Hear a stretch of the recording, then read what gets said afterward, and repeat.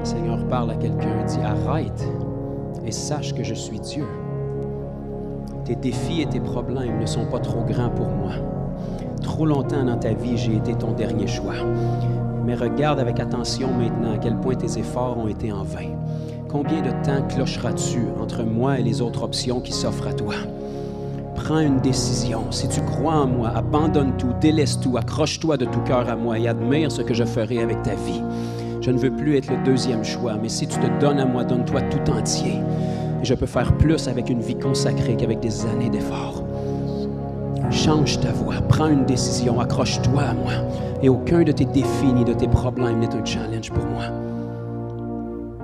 Merci Seigneur. Merci de parler au milieu de ton peuple. Merci Seigneur parce que tu révèles les secrets des cœurs, parce que la souffrance qui s'élève à toi n'est jamais en vain.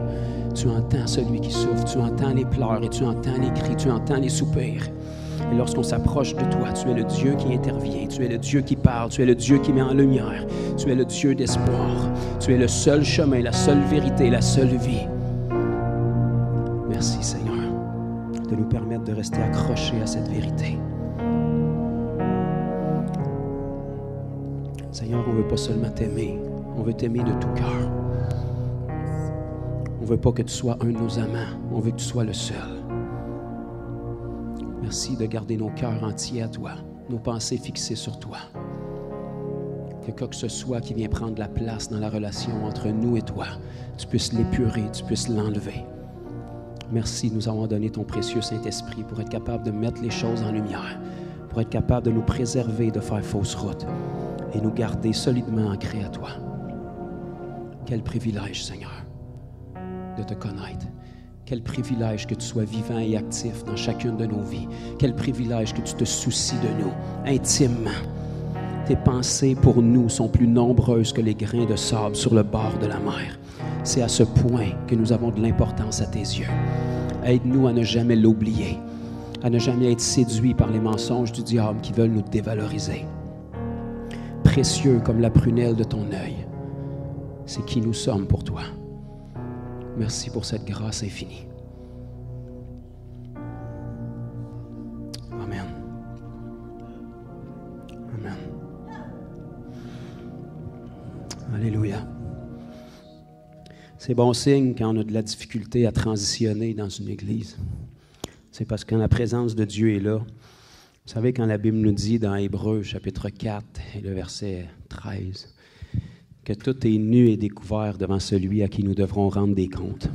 Ceux qui pensent qu'ils vont négocier ce qui se passe après sur le tas, mais qui arrive l'autre bord, une simple rencontre avec Jésus ici-bas va nous donner un avant-goût que lorsqu'on va arriver devant lui, les bouches vont se fermer. C'est plus le temps de négocier, c'est plus le temps d'argumenter. Puis s'il voudrait ton opinion, il te la donnerait. Tout est nu et découvert devant Dieu. Il connaît nos pensées, il connaît nos cœurs. Et lorsque sa présence se manifeste, il y a une révérence qui s'installe. Les cœurs sont mis en lumière. Il y a de la repentance qui vient. Il y a une crainte de Dieu qui est restaurée. Pas une crainte malsaine, mais une crainte où on est conscient que le Dieu qui nous a sauvés mérite notre honneur, mérite notre respect, mérite toutes nos pensées, tout notre cœur. C'est pour ça que c'est si important de rentrer dans cette présence-là. Et quand sa présence devient palpable, c'est une grâce qu'il nous donne. C'est simplement nos émotions qui le ressentent. Mais lorsqu'on ressent ces choses-là, ça aide à recentrer notre âme avec la réalité de ce qu'il y a en nous. C'est l'éternité qui nous attend, frères et sœurs. Croyez-moi, Jésus, on aime mieux être du bon côté avec lui. Parce qu'autant qu'il est un Dieu d'amour et qu'il est extraordinaire, tu ne veux pas te retrouver en aversion, mais que tu te présentes devant lui. Sa parole est tranchante. Lorsqu'il va revenir sur le mont des Oliviers, la Bible nous dit que le combat qu'il va avoir amené contre les deux hommes les plus puissants de la planète Terre, ça va être aussi dur que juste apparaître puis souffler. Vous savez que c'est l'Éternel des armées qui n'a jamais perdu un combat. Il ne sait pas c'est quoi la défaite. Quand il éternue, il peut créer une galaxie. C'est à ce point-là que notre Dieu est extraordinaire. Et c'est devant ce Dieu-là qu'on va se trouver. Donc vraiment de rentrer dans sa présence, de prendre un moment qu'on déconnecte, ça ramène vraiment nos cœurs au bon endroit.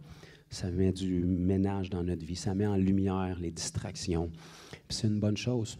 Le Seigneur n'est pas là pour nous condamner.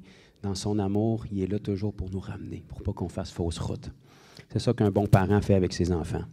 Quand on corrige nos enfants, c'est jamais pour leur faire du tort ou pour les faire paraître, pour les mettre mal à l'aise ou pour les discréditer. Au contraire, on veut leur sauver des problèmes. Et puis c'est vraiment une grâce. La repentance, souvent, c'est mal vu par les gens, mais en fait, c'est un don que Dieu nous donne. Il nous permet de changer de voie pour éviter un jugement, pour éviter des blessures, pour éviter des problèmes. Fait que la repentance, ce n'est pas la chose d'une fois quand on vient à Christ. On s'est repenti de notre vie et on lui a donné.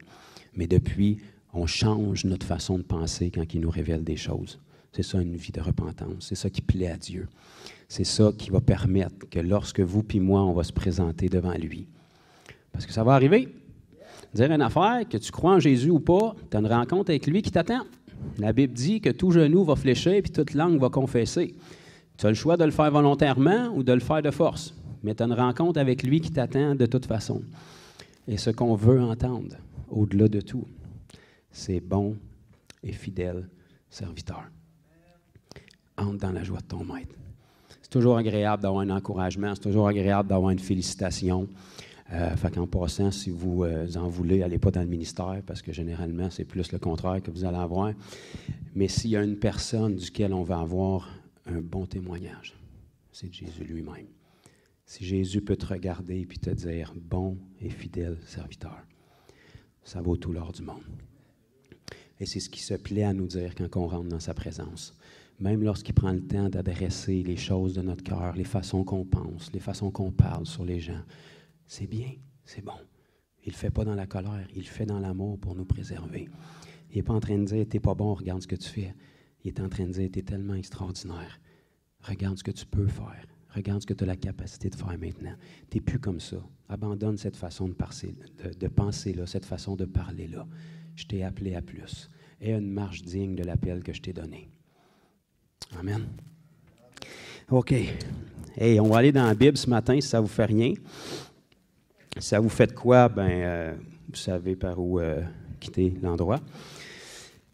Donc, on va aborder un autre sujet critique ce matin qui dérange beaucoup, parce que j'aime ça les aborder, ceux-là. Je me dis que s'ils dérangent, il doit y avoir quelque chose de précieux derrière. Je vous donne encore une clé ce matin. Depuis le début, on est quand même une jeune église officiellement, là, mais depuis le début, je vous le redis presque à chaque semaine, croyez-moi, si je suis ici, c'est parce que j'ai quelque chose à vous dire. Si j'avais rien à vous dire, j'ai d'autres choses à faire de ma vie, puis je fermerais boutique. Si je suis ici, depuis le début, on n'est pas en essai-erreur ici, là. On ne lance pas à perche pour voir qu'est-ce qui va se passer. J'ai quelque chose à vous dire, j'ai quelque chose à vous partager. J'ai des années que le Seigneur a forgé en moi, où est-ce qu'il m'a parlé, il m'a touché, il m'a révélé des choses. Je les ai mis à l'épreuve, je les ai testés, ils ont été prouvés dans ma vie. Je les ai enseignés et j'ai vu les mêmes résultats dans la vie des gens. Et ce qu'on veut faire en Fondation, c'est simplement ouvrir la tribune plus grande pour semer dans vos vies. Je ne vous promets pas un résultat partiel, je vous garantis le succès si vous mettez en pratique les principes qui sont enseignés ici. Tout ce que ça prend, c'est que vous y mettez foi puis obéissance. Mais ces principes-là sont bibliques, sont éprouvés. Ma vie en est un témoignage. On ne partagera pas de témoignage ce matin comme on fait habituellement parce que je vais vous en partager durant l'enseignement. Mais ce qu'on va aborder ce matin, c'est un autre terme que les chrétiens n'aiment pas entendre. Ça s'appelle le jeûne. Alors, regarde ton voisin, puis si tu n'en as pas, regarde pareil, puis dis le jeûne, c'est quand tu ne manges pas, ça? À main levée, qui c'est qui aime ça pas manger? Ça, je pensais. Est-ce que la nourriture est mauvaise? Ben non, c'était l'idée de Dieu. C'est lui qui nous a fait, puis c'est lui qui a mis de la nourriture dans le jardin d'Éden. Puis apparemment, on va avoir un festin aux noces de l'agneau, fait que d'après moi, il est d'accord avec ça, la nourriture. Le problème, comme toute chose dans la vie, c'est quand il n'est pas à la bonne position. Est-ce que le Seigneur a quelque chose contre ton mari ou ta femme? Non, c'était son idée, le mariage. C'est lui qui l'a amené vers toi. C'est lui qui t'a convaincu. C'est lui qui l'a convaincu. Là où il y a un problème, c'est si ton mari ou ta femme prennent la place du Seigneur. Ça, c'est un problème. Est-ce qu'il y a un problème contre le fait que tu aimes faire du vélo? Non, la Bible nous dit que l'exercice physique, c'est bon. Si le vélo prend la place de Dieu, là, c'est un gros problème. C'est la même chose avec la nourriture. S'il y a quelque chose qui est présent dans la vie de tous les êtres humains, à part respirer, c'est manger. Donc, ça ne me dérange pas, tu as quel âge, ça ne me dérange pas dans quel coin du monde tu habites. Tous les êtres humains ont ce besoin-là. Le problème, c'est que nous autres, ici en Amérique, ça fait longtemps que ce n'est plus un besoin. C'est rendu beaucoup plus un abus qu'un superflu. En sorte qu'aujourd'hui, si tu dis à un Nord-Américain qu'il va sauter un repas, c'est quasiment comme un martyr. Il est quasiment déjà au triage à l'urgence pour savoir qu'il commence à être étourdi. Il n'a même pas sauté le repas encore. Il a juste pensé qu'il n'allait pas dîner, puis il commence déjà à avoir des symptômes. Parce qu'on pense que l'être humain doit absolument consommer au moins 3 fois par jour, au moins une entrée avant le repas, puis un dessert après pour te faire digérer le repas. Alléluia. Ceux qui me connaissent, vous le savez que j'aime ça manger beaucoup plus que la moyenne des êtres humains. Mais, si le Seigneur nous parle de jeûne, puis le jeûne est dans la parole, puis il a été pratiqué, c'est parce qu'il sait ce qu'il dit. La Bible nous dit dans les Évangiles, « Prenez garde à ce que vos cœurs ne soient appesantis par les excès du manger et du boire. » Tu sais, si tu fais des excès de manger et de boire, généralement, c'est ton corps et ta balance qui va te le dire, que tu es appesanti. Pourtant, la Bible nous parle de cœur. C'est sûr que ton cœur peut devenir avec les artères bouchées puis bien du cholestérol si tu manges mal, mais quand la Bible utilise le mot cœur, ça parle vraiment à l'esprit en nous, où est-ce que le Saint-Esprit est connecté à nous. Et la Bible dit que les excès du manger et du boire, ça vient alourdir nos cœurs. Puis comme le seul endroit de nous qui connecte initialement avec le Seigneur, c'est notre cœur, bien, je pense que ce n'est pas tellement une bonne idée qu'il soit alourdi. Donc, vous voyez qu'on n'a pas eu d'amène beaucoup encore, fait que c'est merveilleux, c'est stratégique.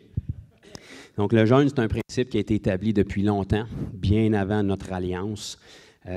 Autre tout ce que je vais vous dire aujourd'hui, juste le simple fait que notre Seigneur et Sauveur Jésus-Christ a jeûné, ça devrait être suffisant. Ça devrait couper tous les débats, même si tu ne sais pas pourquoi, même si tu ne comprends pas, ça devrait être suffisant en partant. Mais il y a encore bien plus que ça. Le jeûne, c'est une pratique qui remonte à très longtemps, et si on entre simplement dans notre dispensation à nous, qui est l'Église, dès la fondation de l'Église, ça a été pratiqué. Là, on est environ 2000 ans plus tard dans l'histoire de l'Église. Il n'y a probablement pas eu une génération de l'épopée de l'histoire de l'Église où l'Église a été si affaiblie et si peu empuissancée qu'aujourd'hui. Et en parallèle de ça, il y a probablement peu de générations, à part aujourd'hui, où l'Église a marché si peu dans des éléments de consécration comme le jeûne. C'est branché, mon frère, ou? C'est bon. OK. Donc, ça va de soi qu'il doit y avoir quelque chose qui est relié entre les deux. Quand on regarde dans la Bible des gens qui ont eu des vies marquantes, que ce soit dans l'Ancien Testament, que ce soit dans le Nouveau, des gens qui marchaient en puissance, des gens qui traversaient le test du temps, des gens qui étaient stables, des gens qui ne sont pas prêts à sauver le monde une journée, puis la semaine d'après, il faut que tu les ramènes au Seigneur parce qu'ils sont retournés dans le monde qui essayait de sauver. Si tu regardes dans la parole au modèle qu'on a, des gens qui étaient fermes, qui étaient stables et surtout qui avaient une vie de puissance. Je sais que c'est arrogant de dire ça dans l'Église moderne aujourd'hui, mais la Bible nous dit que celui qui dit croire en Jésus doit marcher comme Jésus a marché. Explique-moi comment tu peux marcher comme Jésus a marché si tu ne marches pas dans la puissance. Oui, c'est important de marcher dans la sainteté. Oui, c'est important de marcher dans l'amour, mais c'est impossible d'avoir de l'amour sans puissance. Fait que tous ceux qui s'opposent à ce que les gens marchent dans la puissance puis ils manquent d'amour, bien merci de t'opposer parce que tu viens de me prouver que tu n'en as pas. Parce que si tu avais de l'amour, tu aurais de la puissance. Parce que ça vient avec. Donc, c'est impossible d'avoir une vie comme Jésus sans marcher dans la puissance. Et si on regarde dans la parole tous les gens, qu'on pense à Moïse, qu'on pense à Élie, qu'on pense à David, qu'on pense à Jésus lui-même, qu'on pense à Paul, qu'on pense à l'Église primitive, c'est toutes des gens qui, même si la parole ne nous détaille pas toute leur pratique, on voit qu'ils ont une ligne directrice dans leur vie, puis chacun d'eux pratiquait le jeûne. Donc aujourd'hui, on vit dans une génération où est-ce que quand on utilise le mot jeûne, on va tellement le diluer. Donc on va vous dire, cette semaine, on fait un jeûne de télé. On fait un jeûne de viande. On fait un jeûne de légumes verts. On fait un jeûne de, checkez bien, celle-là est populaire, on fait un jeûne de Daniel. Bon, je comprends ce que les gens veulent dire, mais la Bible n'appelle pas ça un jeûne. Okay? Daniel, il s'est abstenu de certains aliments, c'est très bien, il y avait une consécration, mais ce n'est pas un jeûne. C'est certain que c'est bon de s'abstenir de Facebook pendant une semaine, c'est bon de s'abstenir de la télé pendant toujours, je vous le conseille. C'est bon de s'abstenir d'une multitude de choses, mais il y a plus que ça. Et toutes ces choses-là doivent être pratiquées parallèlement au véritable jeûne, et le jeûne a un but. On va le regarder aujourd'hui dans la parole. Le jeûne est toujours connecté avec un autre élément qui s'appelle la prière. Jeûner et prier, la prière et le jeûne. Pourquoi? Parce qu'un va main dans la main avec l'autre. Et les deux éléments séparés ne peuvent pas accomplir ce que les deux éléments ensemble peuvent accomplir. Imaginez-vous un char avec un moteur puis une canisse de gaz. Donc, tant que les deux ne sont pas ensemble, il n'y a rien qui fonctionne. Le jeûne va venir en puissancer ta prière et la prière va venir donner l'efficacité au jeûne. Mais ça doit marcher main dans la main. Et c'est une pratique qu'on doit avoir dans nos vies, tout premièrement parce que Jésus le fait. Donc, on n'a pas le choix, même si on ne comprend pas, déjà c'est oui et amen à ce qu'il a fait, à ce qu'il nous enseigne. Et quand on met ces choses-là à l'épreuve et qu'on saisit le but qu'il y a derrière, bien, on va se faire beaucoup moins voler par le diable et les mensonges du diable. Le diable va toujours tenter de vous décourager des choses qui ont une grande valeur. Donc, il va vous dire, jeûne pas, tu vas tomber dans les œuvres. C'est le seul temps de ta vie que le diable va essayer de renforcer ton identité en te disant, ça ne donne rien de jeûner. Regarde, tu es déjà un enfant de Dieu, puis Dieu ne t'aimera pas plus. Le reste du temps de ta vie, il ne te le dira jamais. Mais dès que tu veux prendre un temps de consécration, regarde, fais-en pas trop, là, tu tombes dans les œuvres. Là. Je pense que ta perspective de Dieu est retombée dans l'Ancien Testament. Tu es légaliste. Là. Mais ça a été une pratique qui a été faite tout au long de la parole. Donc, on va regarder simplement dans la parole ce que la Bible a à nous dire là-dessus. On va regarder ce que Jésus a fait, comment il l'a pratiqué, ce que ça a fait dans sa vie, ce que les autres qui l'ont pratiqué ont fait, ce que moi qui l'ai pratiqué, ça a fait. Je peux même vous dire qu'il y en a peut-être qui connaissaient peu mon père, mais mon père, ça fait près de 70 ans qu'il est au Seigneur. Donc ça fait plus longtemps qu'il est au Seigneur que la majorité d'entre nous, on est nés ensemble. Juste pour vous dire, mon père, c'était probablement l'élève le plus simple de l'école biblique qui a gradué en 1959, avec probablement le moins de connaissances humaines de ceux qui ont gradué. Dans l'amour, je ne dis pas ça pour le dénigrer. Pourtant, si on regarde ici dans la nation du Québec, je connais peu ou pas de gens qui ont marché dans un niveau de puissance et de surnaturel comme lui a marché. En revanche de ça, je peux vous dire qu'aussi loin que je me souviens dans mes souvenirs, une des pratiques, pas la seule, mais une des pratiques que mon père a eues dans sa vie depuis le moment où il a commencé à avoir des miracles, c'est le jeûne. Il ne jeûnait pas 6 mois par année, là, mais il y avait une pratique de jeûne. Vous savez que si vous jeûnez une fois par mois ou de temps à autre, généralement, vous allez jeûner plus que l'Église moderne ensemble. Je me cherche des amis qui sont prêts à dire un amen. Quand vous êtes prêts. Sinon, on dit « ouch ». Pour moi, ça va vouloir dire « amen » aussi. Donc, le jeûne, toutes les religions du monde le pratiquent déjà de toute façon. Les satanistes le pratiquent, les sorciers le pratiquent, parce que ça fait longtemps que ces cultures-là ont compris que quand tu prives le côté rationnel, naturel, humain et charnel de l'homme, son côté spirituel est plus aiguisé. C'est le même principe que quelqu'un qui perd un de ses sens, quelqu'un qui naît aveugle ou qui naît sourd, instinctivement, ses autres sens vont être plus développés que les vôtres. Il y a une compensation qui se fait. C'est la même chose spirituellement. Dès le moment que tu commences à faire crever de faim ta chair, puis que tu commences à la départir de ce qui la nourrit puis de ce qu'elle adore tant que ça, tu vas commencer à être aiguisé dans d'autres dimensions spirituelles. OK, donc on y va ensemble. Amen. OK. Fait qu'on va regarder ensemble dans Luc, chapitre 4, puis on retrouve le même passage dans Matthieu, chapitre 4 aussi. C'est ce fameux passage où est-ce que Jésus a été baptisé par Jean-Baptiste. Ceux qui sont avec nous depuis le début, vous savez déjà que son baptême avait une signification spécifique. Ce n'était pas le baptême que nous, on a vécu.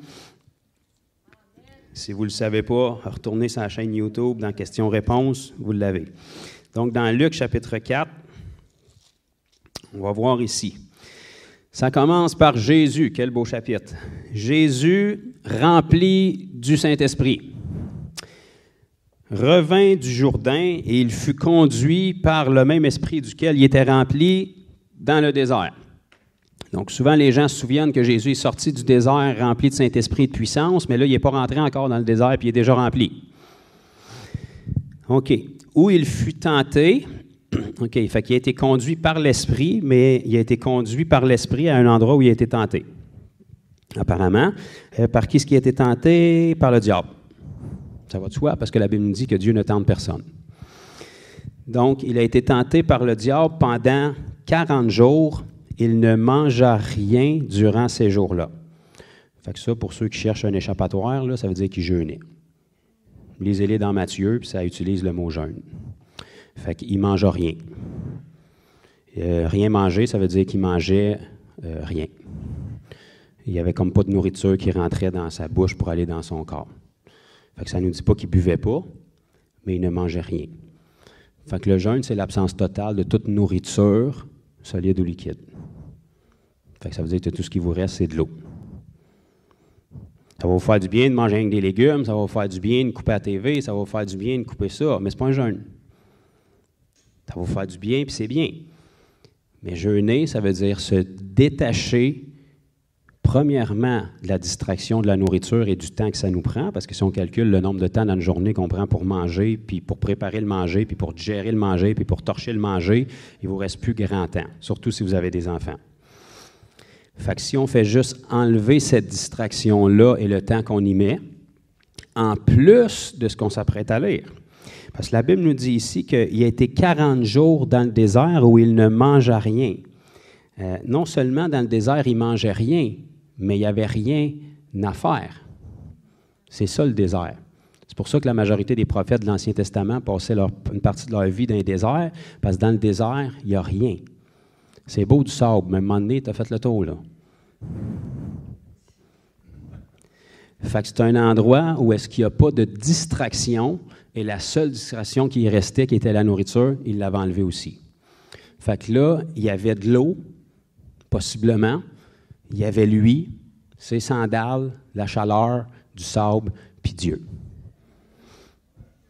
Fait que là, tu te mets dans une position vraiment assez convenablement favorable pour que Dieu te parle. Mettons qu'on prend pour acquis que Dieu veut te parler plus que toi tu veux l'entendre, là. Ça, c'est comme un bon cue pour Dieu d'y dire « Ça y est, là. C'est là, là. On le fait. Maintenant, là. Tu as 40 jours là, pour le faire, là. » Puis ça, c'était Jésus, déjà rempli du Saint-Esprit, qui est allé là avant de commencer son ministère public. Et la Bible nous dit que pourtant, malgré toute cette bonne volonté, puis le Seigneur aurait pu dire « Wow, mon enfant, quelle extraordinaire initiative! Je rouvre les écluses des cieux, puis je déverse une abondance de gloire sur toi. Comment c'est extraordinaire que tu oses te priver de nourriture comme ça pendant 40 jours? » C'est pas ce qui est arrivé. La Bible nous dit qu'il a été tenté par le diable. Parce que le diable, c'est le tentateur, c'est son travail. On dirait que les chrétiens sont surpris des fois d'être tentés. Regarde, c'est son travail. Il ne dort pas, il a rien que ça à faire. Fait que c'est normal qu'il fasse ça. Son nom, Diabolo, veut dire l'accusateur. Fait que sois pas surpris qu'il t'accuse. Il sait rien que faire ça depuis le début. Quelqu'un qui n'a pas d'autre option puis qui est déjà condamné, qu'est-ce qu'il veut faire? Bien, il veut jeter le blâme sur toutes les autres pour tenter de s'élever. Quand tu es à terre, tu vas essayer d'écraser les autres pour t'élever. Bon, fait que c'est juste ça qu'il sait faire. Fait que c'est quoi le moment le plus précis et stratégique pour essayer d'attaquer quelqu'un? C'est le moment où il est le plus faible et le plus vulnérable. Et lorsque tu te mets en jeûne, en prière et en consécration, tu es vulnérable dans ta chair. Parce que là, on va lire ici que Jésus a été tenté par le diable, bien évidemment, à 3 reprises, parce que Jésus s'est juste gagné, puis le diable s'est juste perdu, c'est encore Jésus qui a gagné. Et puis la Bible nous dit qu'il s'est en allé jusqu'au temps convenable. C'est-à-dire qu'il est revenu tenter Jésus, parce que c'est son travail. Tant qu'il ne sera pas dans le lac de feu et de soufre ou qu'il ne sera pas enchaîné temporairement dans le millénium, il va faire ça. C'est son travail. Tous ceux qui travaillent pour lui répondent à ses ordres et font ça aussi. Et ils vont venir te tenter dans les moments qu'eux, ils jugent sont stratégiques. Dans les moments où tu es plus faible, dans les moments où tu viens d'avoir une chicane, dans les moments où tu viens de faire une mauvaise parole, une mauvaise action, ou dans les moments où tu t'approches de Dieu. Quel moment plus stratégique que ça est-ce qu'il pourrait utiliser? Tu fais un pas vers Dieu, tu t'attends que le ciel va s'ouvrir parce que tu tombes en jeûne, puis lui, il arrive, puis il vient t'attaquer. Il va te faire rebrousser chemin. On ne jeûnera pas trop longtemps. Je ne suis pas prêt, je suis dans l'épreuve, j'ai du combat spirituel. Non, tu es exactement où est-ce qu'il faut. Si tu donnes un coup de pied dans une ruche d'abeilles, ne sois pas surpris que ça commence à bourdonner, là. Ça veut dire que tu as trouvé un bon point, tu as trouvé quelque chose. Reste là, tu déranges. Quand l'attaque arrive, ça veut dire qu'il veut te tasser de là au plus vite. Tu te rapproches du but, tu viens de toucher une cible. Reste donc là, voir ce que ça va faire, c'est quoi son plan A, B, C, D. Puis apparemment, il n'y en a pas tant que ça, des plans. Fait que la Bible nous dit qu'il a été 40 jours, et après qu'ils furent écoulés, il eut faim. Bon, nous autres, pas de même, mais lui, mettons, après 40 jours, il avait faim. Bon, apparemment. Dans l'autre évangile, ça nous dit même qu'après son jeûne de 40 jours, où est-ce qu'il a eu faim, c'est là que Satan est venu le tenter. Il a ciblé le moment qui était le plus faible.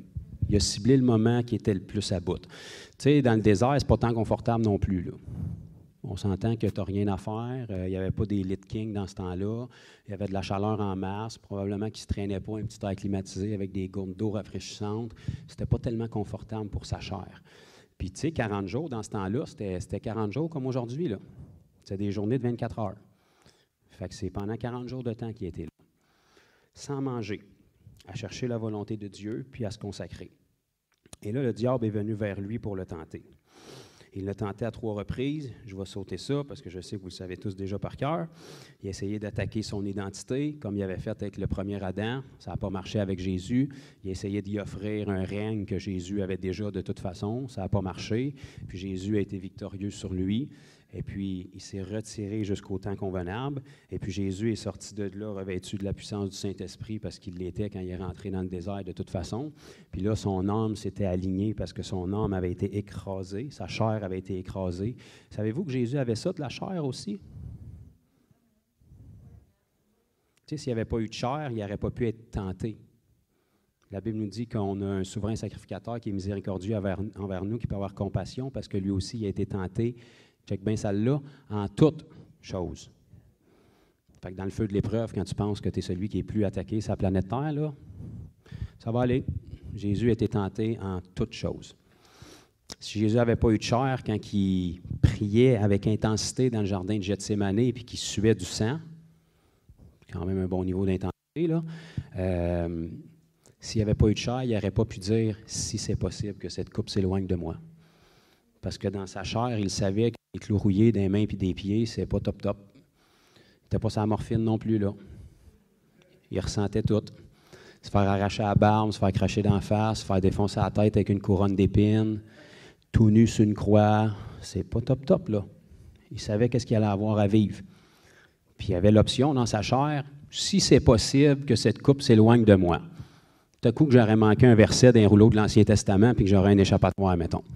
Mais toutefois, pas ma volonté, mais la tienne. Voilà ce que ma chair désire, mais peu importe quel est le résultat final, je vais y aller avec ce que toi tu désires, Seigneur. Donc Jésus avait de la chair comme vous puis moi dans son corps humain. Il a été tenté comme vous puis moi. La seule différence, c'est qu'il n'a pas succombé aux tentations. Donc la tentation n'est pas un problème. Je le rappelle, la majorité des chrétiens aujourd'hui qui sont tentés pensent qu'ils ont besoin de délivrance ou qu'ils ont un problème. Ben, il a fallu que Jésus passe par beaucoup de sessions de délivrance parce que non seulement lui était tenté, mais il était même téléporté par le diable.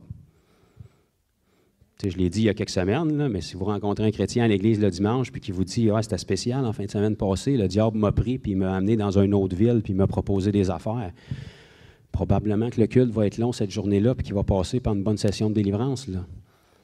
Pourtant, c'est ça que Jésus a vécu puis ça avait l'air correct, son histoire, là. Il n'y avait pas besoin de délivrance, là. Ce Jésus-là a été tenté dans ce moment stratégique-là, mais il a passé au travers. Puis quand il est ressorti, eh bien, la première affaire qu'il a faite, c'est qu'il est rentré dans sa ville natale, pas natale, mais où est-ce qu'il avait été élevé. Il est rentré dans la synagogue, il a déroulé le rouleau du prophète Isaïe, il a trouvé le passage qu'il cherchait, puis il a dit « L'Esprit du Seigneur est sur moi, car il m'a oint pour annoncer une bonne nouvelle. » Puis 2000 ans plus tard, cette bonne nouvelle-là résonne encore. Parce qu'il y a quelqu'un qui a pris le temps de se consacrer, d'écraser sa chair, puis il y a eu bien du ravage qui s'est fait durant le petit 3 ans et demi environ de ministère qu'il y a eu ici.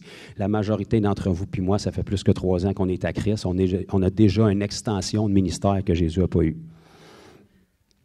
Donc, à combien plus forte raison, nous aussi, on a besoin de se mettre à part. Donc, le jeûne, ça a vraiment des propriétés qui sont particulières parce que ça va affecter une partie directe de vous qui est essentielle. Vous le savez, selon 1 Thessaloniciens 5, 23, tous les êtres humains sont créés à l'image de Dieu, donc ils sont créés en 3 parties. Donc, il y a un seul Dieu, mais il est en 3 parties. Et puis, on est créé à son image. Il y a un seul moi, il y a un seul vous. Mais vous êtes avant tout un esprit, parce que Dieu est esprit et ce qu'il crée, c'est des esprits. Il vous a donné un âme, puis vous êtes confiné à un corps en ce moment. Mais il y a juste un vous. C'est juste que vous êtes tous ensemble. Dieu a la capacité d'être réparti parce qu'il est Dieu, mais nous, on est tous confinés ensemble. Donc, la partie de vous que Jésus est venu sauver par le miracle de la nouvelle naissance initialement, puis dans lequel il nous a donné les arts, comme qu'on a vu la semaine passée, un dépôt, un gage, une garantie, c'est notre esprit. Par contre, notre esprit, bien, il est transporté ici-bas dans notre corps. Puis il y a l'âme entre les deux qui colle votre esprit avec votre corps pour pas que vous divaguez dans des voyages astrales bien spéciaux. Bien, le jeûne va venir à toucher directement les autres parties de vous. Ces parties qui ne sont pas sauvées. Ces parties qui, selon la parole, sont rebelles à Dieu, sont hostiles à Dieu. Sauvés, pas sauvés, là. Chrétiens, pas chrétiens, là. La Bible nous dit que la chair, elle est inimitié contre Dieu. Puis de la chair, t'en as, que tu sois chrétien, que tu ne sois pas chrétien, que tu sois le meilleur des chrétiens ou le pire des chrétiens. Tu as de la chair.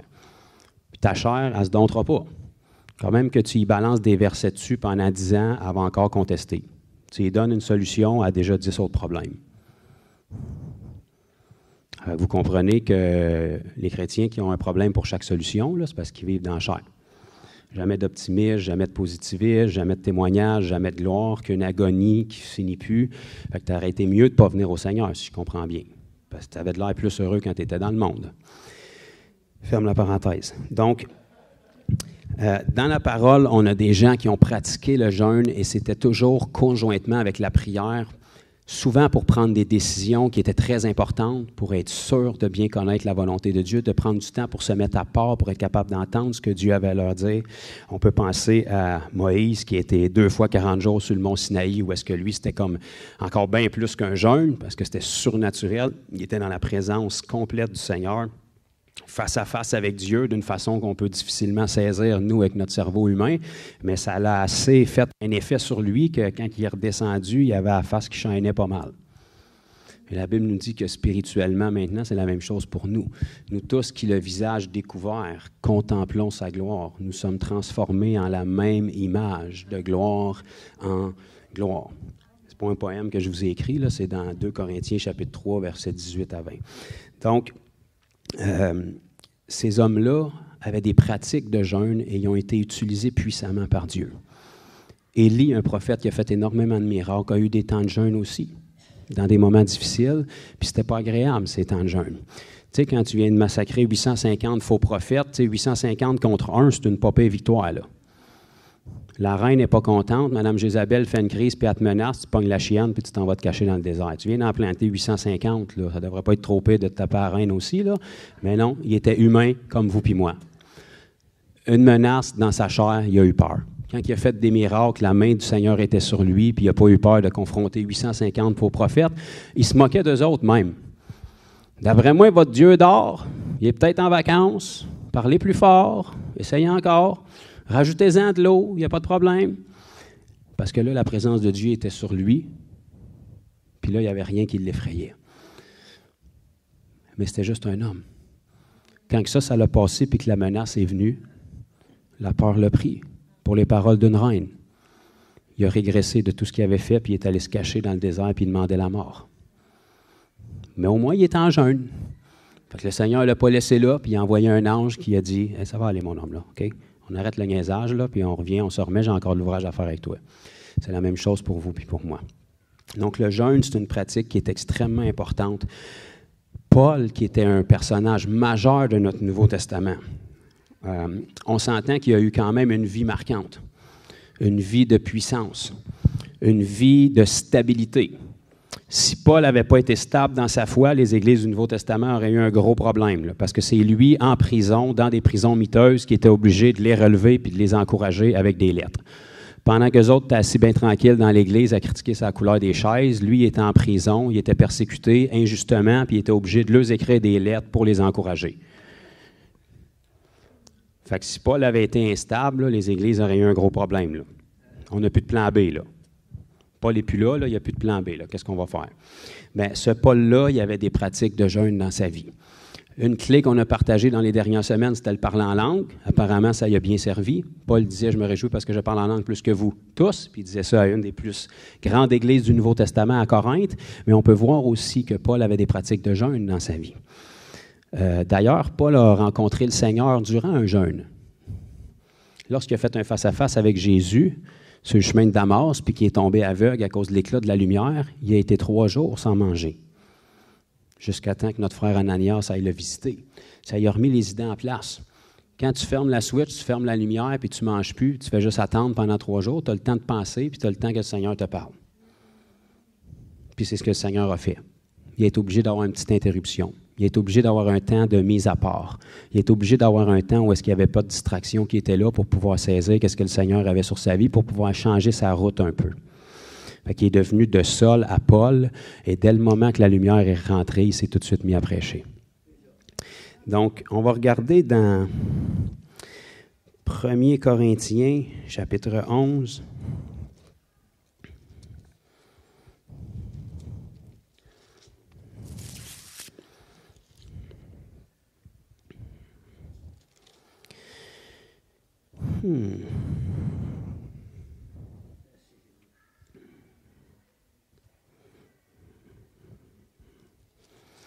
C'est moi juste un petit peu, là, au cas que j'ai fait une petite erreur dans mes références. OK. 2 Corinthiens, chapitre 11. Je voulais juste tester votre don de parole de connaissance, ceux qui le savaient déjà.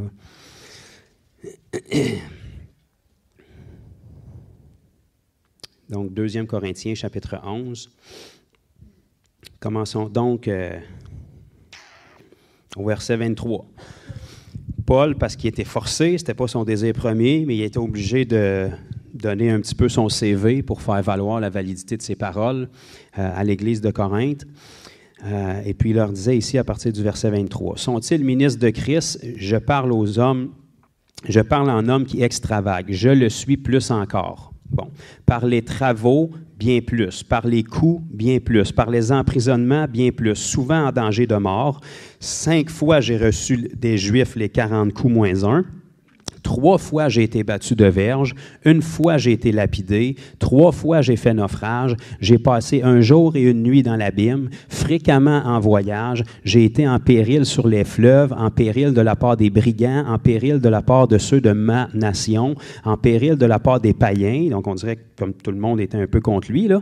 En péril dans les villes, en péril dans les déserts, en péril dans les mers, en péril parmi les faux frères. Pourtant, il était dans la volonté de Dieu, là. J'ai été dans le travail et dans la peine, exposé à de nombreuses veilles. Ça veut dire que ça y arrivait de manquer de sommeil, pas parce qu'il passait la nuit sur Netflix, mais parce que l'Évangile avait un coût. À de nombreuses veilles, à la faim et à la soif, à des jeûnes multipliés. Vous voyez ici que Paul fait une différence entre la faim, la soif et des jeûnes. Donc, il ne jeûnait pas parce qu'il n'y avait pas de nourriture puis il crevait de faim. Ça y est arrivé de manquer de nourriture en cours de route, mais il a fini par en avoir parce que le Seigneur pourvoit. Mais il a aussi été exposé à des jeûnes. À des jeûnes multipliés. Multipliés, ça veut dire... c'est ça, là. À des jeûnes multipliés au froid et à la nudité, et sans parler d'autre chose, je suis assiégé chaque jour par le souci que me donnent toutes les églises. Autrement dit, il n'y a pas de danger qu'il y en ait un qui vienne me visiter en prison pour m'encourager. C'est moi qui est obligé de leur écrire des lettres pour les relever, même quand j'étais en prison. Ça, c'est en plus de toutes les autres choses qui ont duré. Pourtant, il n'a pas abandonné la course. Mais la Bible nous dit qu'il a été exposé à des jeûnes multiplié. Dans toute la liste qu'on a lue ici, c'est pas mal une des seules choses qui n'est pas une persécution puis que c'est lui qui avait le contrôle dessus. Les autres choses, c'est des choses qu'il a subies parce qu'il y avait de l'opposition à ce que le message de l'Évangile avance.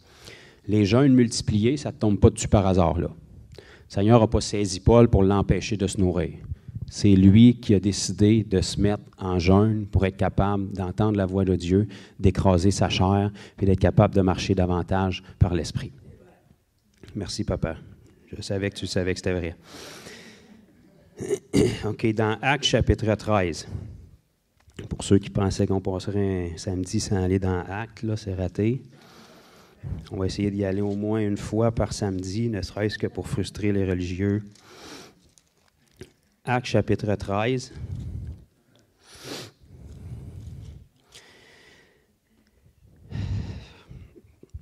Église d'Antioche. Actes chapitre 13, à partir du verset 1. Il y avait dans l'église d'Antioche des prophètes et des docteurs. Donc ça, c'est le Nouveau Testament, après l'effusion du Saint-Esprit. Il y avait des églises dans ce temps-là. Apparemment, c'était la volonté de Dieu. Puis il n'y avait pas n'importe quoi qui se passait dans les églises dans ce temps-là. Il y avait des autorités qui étaient en place. Ici, ça nous dit qu'il y avait des prophètes et des docteurs. Docteur veut dire enseignant. Bon, c'est drôle, c'est une église qui renaît, puis pourtant, il n'y avait pas de pasteur, mais regarde. Apparemment qu'avec des prophètes et des docteurs, il y avait comme la même autorité que... OK, donc des prophètes et des docteurs. Puis là, on va avoir une liste de ces gens-là. Barnabas, que vous connaissez, Siméon appelé Niger, Lucius de Cyrène, Manaen, qui avait été élevé avec Hérode le Tétrarque, et Saul. Donc, tous ces noms-là qui viennent de nous être nommés, c'est soit des prophètes. Merci Isa d'être aiguisé comme ça. Donc, tous les noms qu'on vient de lire qui étaient dans l'église d'Antioche, c'est soit des prophètes, soit des docteurs, des enseignants. Pourtant, je pensais que Paul était apôtre. Il l'était, il l'a dit lui-même, mais initialement, il y avait un ministère premier. Il y avait une facilité première, il y avait une grâce première dans laquelle Dieu les avait appelés. Et en cours d'obéissance à ce ministère-là, Dieu les a pris pour les mettre à part pour qu'ils entrent dans l'apostolat. Je n'élaborerai pas trop là-dessus, là. Pendant qu'ils servaient le Seigneur dans leur ministère, c'est comme un bon cue, mettons, là, ça ne dit pas pendant qu'ils perdaient leur temps à critiquer, ils servaient le Seigneur, entre autres, dans leur ministère. Leur ministère, c'était prophète ou docteur. Fait qu'ils servaient le Seigneur dans leur ministère. Puis comme j'ai partagé il y a environ 3 semaines, la meilleure façon de trouver la volonté spécifique de Dieu pour notre vie, c'est quand on accomplit la volonté générale de Dieu pour notre vie. Donc, ils savaient déjà qu'il y avait une facilité pour enseigner. On le sait par exemple que Paul, probablement, il était un enseignant d'après ce qu'on peut voir de son ministère apostolique. Puis on le sait probablement que Barnabas faisait partie des prophètes. Parce que son nom veut dire l'homme qui encourage, puis la prophétie, c'est une des premières choses qu'elle fait. Puis les autres, on le sait plus ou moins qu'est-ce qu'ils faisaient, mais ils étaient soit prophètes ou ils étaient soit enseignants. Et pendant qu'ils servaient le Seigneur dans leur ministère et qu'ils jeûnaient, le Saint-Esprit dit, « Mettez-moi à part Barnabas et Saul pour l'œuvre à laquelle je les ai appelés. » Et à partir de là, ils ont été lancés dans l'apostolat. Parce que l'apôtre veut dire un envoyé. Okay? Donc, premièrement, il y avait un ministère dans lequel il y avait une grâce première. Et après ça, ils ont été mis à part parce qu'ils ont accompli leur ministère suffisamment longtemps. Ils ont été mis à part pour entrer dans une autre dimension où est-ce que, de toute évidence, quand on regarde la vie de l'apôtre Paul, pour lequel on a plus de détails que Barnabas, on peut voir que le Seigneur ne semble pas avoir fait d'erreur. Parce qu'il a quand même été capable de marcher dans toutes les grâces nécessaires. Parce que l'apôtre doit être capable d'opérer dans tous les autres ministères. Parce que l'apôtre va quelque part pour faire des miracles puis annoncer l'Évangile, puis s'il fait son travail, normalement, il doit avoir des convertis. Donc, quand tu as des convertis, il faut que tu commences par être capable de faire du pastoral avec eux. Parce que souvent, ils en ont des problèmes. Ben des problèmes. Beaucoup de problèmes. Plusieurs problèmes. J'ai-tu parlé des problèmes? Ils ont des problèmes. Puis, il faut que tu leur demandes leurs problèmes. Hein? Parce qu'ils ne te le diront pas des fois. Fait qu'il ne faut pas que tu les lâches. Ça va-tu bien? Ça va-tu bien? Ça allait bien hier? Ça va-tu bien aujourd'hui? Ça va-tu aller bien demain? Pour que je sache s'il faut que je leur demande si ça va bien demain. Puis c'est correct. Un bébé, il ne change pas sa couche tout seul. Par exemple, si ça fait 30 ans que je change ta couche, là, on va avoir une petite discussion. Mon petit Maël qui a 1 mois, c'est super bénissant de le voir être allaité par ma femme. Si je le vois là à 15 ans, on va avoir une discussion. Ça va être malsain. Ça va être problématique. Il y a un handicap, là. Il y a un retard de croissance qui est là. Il y a quelque chose qui cloche. C'est plus supposé de suffire le lait rendu à cet âge-là. Donc ici, ces hommes-là, ils servaient le Seigneur dans leur ministère et ils jeûnaient. Et pendant qu'ils faisaient ça, le Seigneur a donné une directive supplémentaire qui a eu un impact majeur. Parce que regardez comment d'églises ont été fondées par après par le ministère conjointement de Barnabas avec Paul. Ils ont fait un bon bout de temps ensemble jusqu'à temps qu'ils se pognent parce qu'ils n'étaient pas d'accord sur Jean-Marc, puis ils se sont séparés, parce que leur dissentement était tellement grand qu'ils se sont séparés. Voyez-vous? Forcément, il y a quelqu'un qui avait tort. Puis on sait, quand on regarde à l'histoire, que dans ce cas-là, probablement que c'était Paul qui avait tort. Puis ça ne change pas que l'apôtre Paul était appelé du Seigneur, puis qu'en cours de route, par après, il a retravaillé avec Jean-Marc. Mais ces hommes-là ont vraiment eu une directive qui a bouleversé la vie de l'Église parce qu'ils étaient en jeûne et en prière, puis ils ont eu une directive du Seigneur.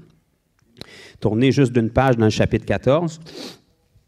Livre des Actes, chapitre 14, à partir du verset 19. Actes chapitre 14, 19. « Alors survinrent d'Antioche et d'Icône des Juifs qui gagnèrent la foule et qui, après avoir lapidé Paul, le traînèrent hors de la ville, pensant qu'il était mort. » Tu sais, au Moyen-Orient, la lapidation, ils sont pas payés là-dedans. Là. Ils commencent ça avant de jouer au camion. Là, fait que, ils ne manquent pas le coup bien souvent. Là, tu sais. Mais les disciples l'ayant entouré, il se leva et il entra dans la ville.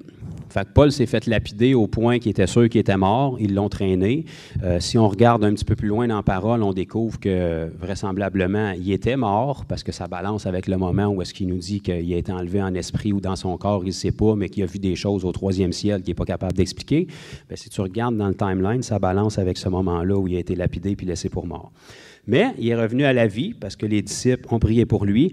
Ça nous dit qu'il a pris une semaine au Holiday Inn pour se remettre en question sur son ministère, savoir si le Seigneur l'avait abandonné, puis savoir s'il n'en avait pas trop fait, puis il était tombé dans les œuvres. C'est ça qui est écrit?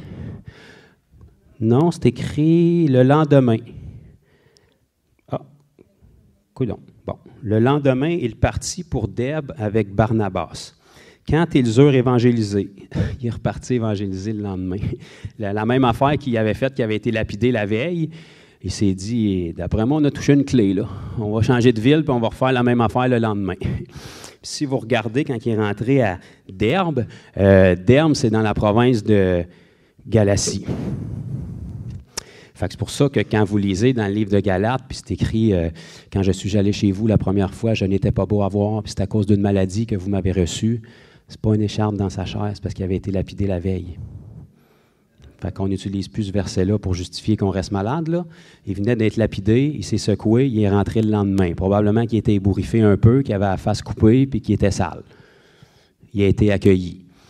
Puis quand la Bible nous dit « Si vous auriez pu, vous seriez arraché les yeux pour me les donner », c'est pas parce qu'il y avait un problème de yeux avec du pu qui coulait, comme la majorité des gens disent que c'était ça l'écharpe dans sa chair, parce qu'il s'est fait lapider la veille.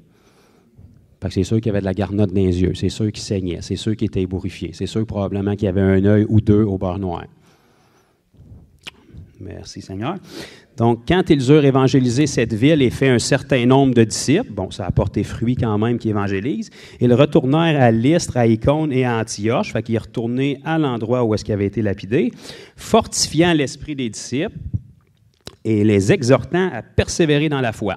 Et disant, les boys, je le sais que c'est pas facile, je le sais que c'est difficile, mais tu sais, moi j'ai été lapidé, fait que faites un petit effort, là, ça va aller, là. Disant que c'est par beaucoup de tribulations qu'il nous faut entrer dans le royaume de Dieu. Et on dit, Amen.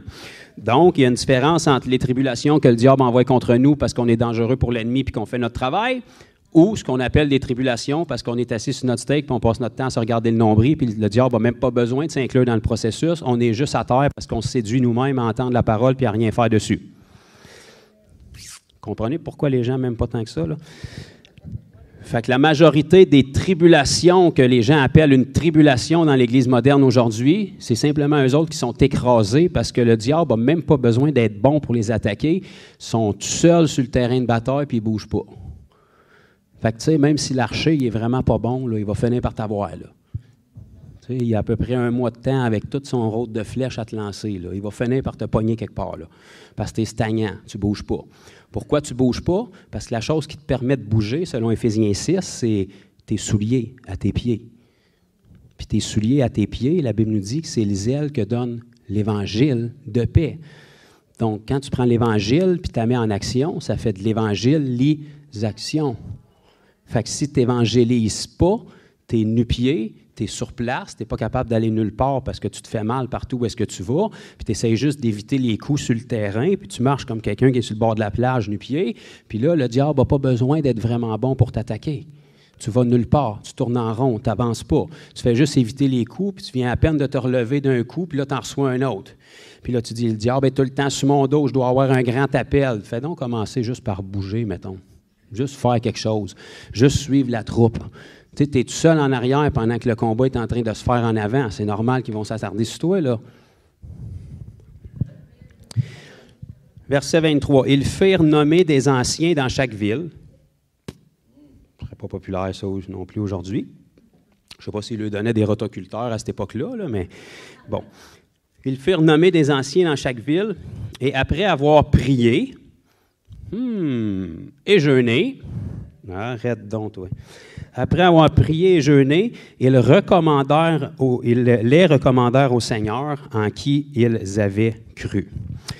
Donc ici, ils ne prenaient pas à la légère. Des anciens dans l'Église, ça devient des personnes clés. Ce n'est pas juste des gens qui ont un poste puis une carte, c'est des gens qui ont une vie éprouvée, qui sont des personnes de conseil, des gens que tu viens voir ce mois-ci, le mois prochain, le mois d'après, sont encore au Seigneur, sont encore bouillants. Tu n'as pas besoin de les reconvaincre, ils ne sont pas divisés dans l'Église, ils ne sont pas partis avec la moitié de l'Église, ils ne parlent pas contre le pasteur pour essayer d'avoir son poste. Non, c'est des anciens. Ils sont fermes, sont stables, sont établis. Tu le sais que quand tu vas aller les voir, tu vas avoir de la sagesse qui va sortir de là, puis tu le sais que ton problème va pouvoir être dirigé. Donc, c'est important que la personne que tu établis là, ça soit la bonne personne. Parce que si tu as scrap elle, tu viens de scraper l'Église, parce qu'elle a une voix d'autorité sur l'Église. Parmi ces anciens-là, on sait, selon la parole, qu'il y avait des anciens qui avaient un ministère, puis qu'il y avait des anciens qui n'avaient pas de ministère. Mais peu importe qu'il y en ait ou qu'il n'y en ait pas, les anciens qui, ici, selon ce qui est écrit, dirigeaient la communauté, bien, c'est important qu'ils soient bien sélectionnés.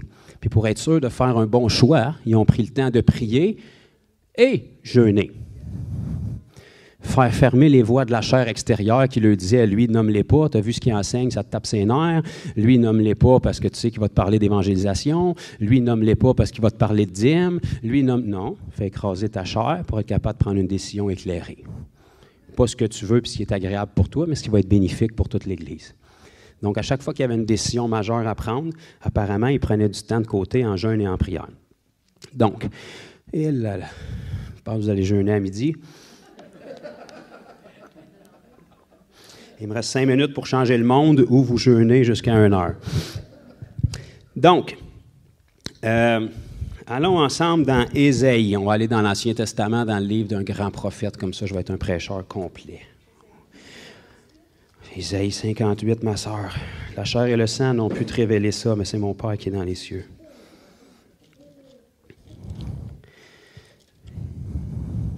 Ésaïe 58, ce merveilleux passage qui nous parle du jeûne qu'aujourd'hui on aime bien utiliser pour excuser le fait qu'on ne jeûne plus, en disant « Non, le jeûne, pas une histoire d'arrêter de manger, là. C'est des principes. » OK, bien tu fais ni un ni l'autre, ça tombe bien.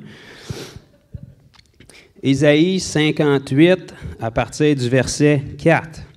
Donc, je sais que c'est de l'Ancien Testament. Dieu, le même Dieu qu'on a aujourd'hui, parlait à son peuple. Puis son peuple aujourd'hui, c'est nous.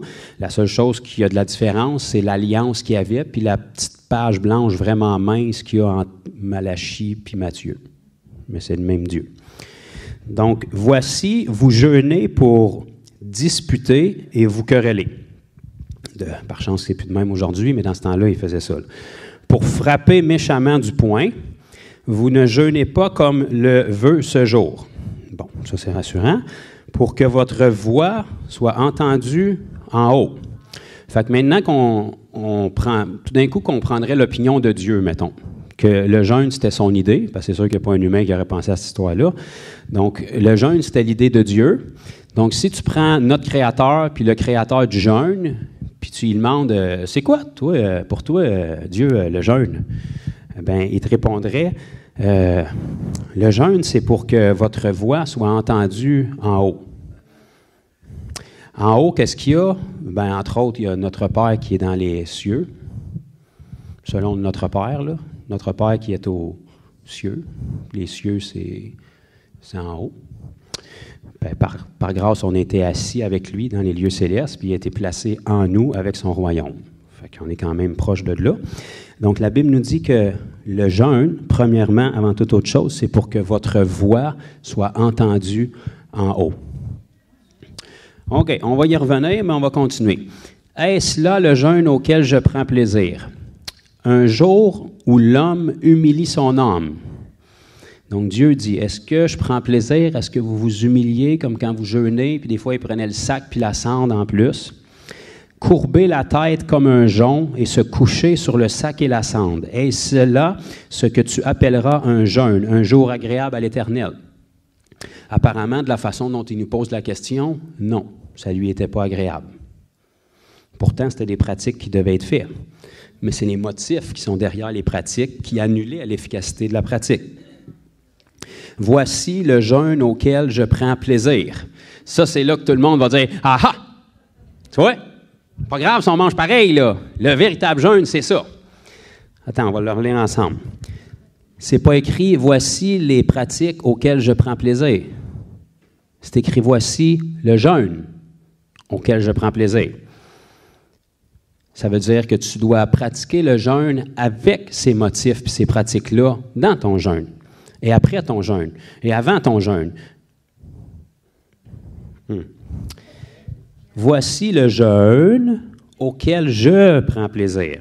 Détache les chaînes de la méchanceté, dénoue les liens de la servitude, renvoie libres les opprimés, et que l'on rompe toute espèce de joug. Partage ton pain avec celui qui a faim, et fais entrer dans ta maison les malheureux sans asile. Si tu vois un homme nu, couvre-le et ne te détourne pas de ton semblable. Alors ta lumière poindra comme l'aurore, et ta guérison germera promptement, ta justice marchera devant toi, et la gloire de l'Éternel t'accompagnera. Voilà le jeûne. Aucune nourriture mangée, solide ou liquide, auquel je prends plaisir. Donc, on ne s'abstient pas juste de manger pour ne pas faire ces choses-là, puis on ne fait pas juste ces choses-là pour avoir une excuse pour être capable de manger. Non, on jeûne en s'abstenant de nourriture solide ou liquide, et on pratique ces choses-là comme motif pour que notre jeûne ait une efficacité et qu'alors notre voix soit entendue en haut. Et alors, la Bible nous dit, ta lumière poindra comme l'aurore et ta guérison germera promptement. Ta justice marchera devant toi et la gloire de l'Éternel t'accompagnera. Quand Moïse est redescendu après 40 jours sans manger, la gloire de l'Éternel l'accompagnait assez de proche. Il y a eu un bon botox, là, un bon facelift, là, un bon exfoliant, là, éblouissant qu'il était. Donc, la Bible nous dit que les motifs dans notre jeûne ont une importance pour donner la puissance au jeûne. Pas pour remplacer le jeûne puis se trouver une excuse avec un verset biblique tordu parce que notre chair veut manger pareil. Non, le jeûne, c'est on ne mange pas et on met cette distraction-là de côté, mais on s'assure que nos motifs soient bons. Maintenant, la Bible nous dit au verset 4 que Dieu lui-même dit que c'est pour que notre voix soit entendue en haut. Bon, attends un peu, Dieu, là. Tu nous dis que c'est pas par les œuvres qu'on est sauvé, c'est pas par les œuvres qu'on s'approche de toi, puis là, tu dis que c'est si je jeûne, ma voix va être entendue en haut. Es-tu contradictoire, là? Faut-tu que j'achète le ciel ou que j'achète une place au ciel pour être capable de... Faut-tu que je jeûne pour être capable d'avoir ton écoute, ton attention, ton oreille? Non. Ça veut dire qu'il faut chercher un petit peu plus pourquoi que le jeûne fait que notre voix est entendue au ciel. Parce que clairement, dans notre Nouveau Testament, la Bible dit « Tout ce que vous demanderez à mon Père, en mon nom, il vous le donnera. » Mais si on agence d'autres versets, ça dit « Tout ce que vous demanderez avec foi, vous l'obtiendrez. » On ne peut pas prendre juste ce qui nous tente, il faut prendre la parole dans son ensemble. Ça nous dit « Si vous demandez et que vous ne doutez pas dans votre cœur, vous obtiendrez. » Donc, de toute évidence, la seule chose qui peut empêcher ici-bas nos prières d'atteindre le trône de grâce, c'est le doute, l'incrédulité et le manque de foi. La Bible nous dit ici que si on jeûne, nos prières vont être entendues. Est-ce que quelqu'un commence à faire un calcul?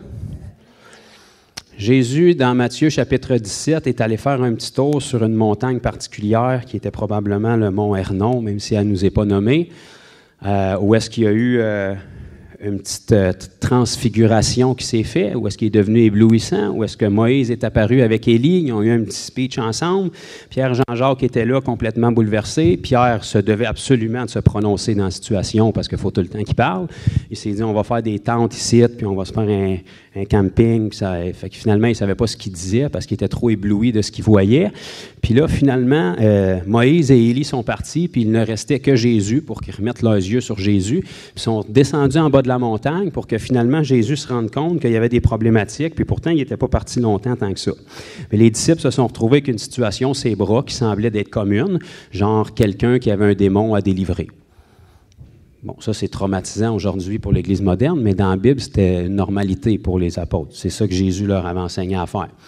Donc, ils ont fait ce qu'ils avaient tout le temps fait, puis là, il ne s'est pas passé ce qui aurait dû se passer.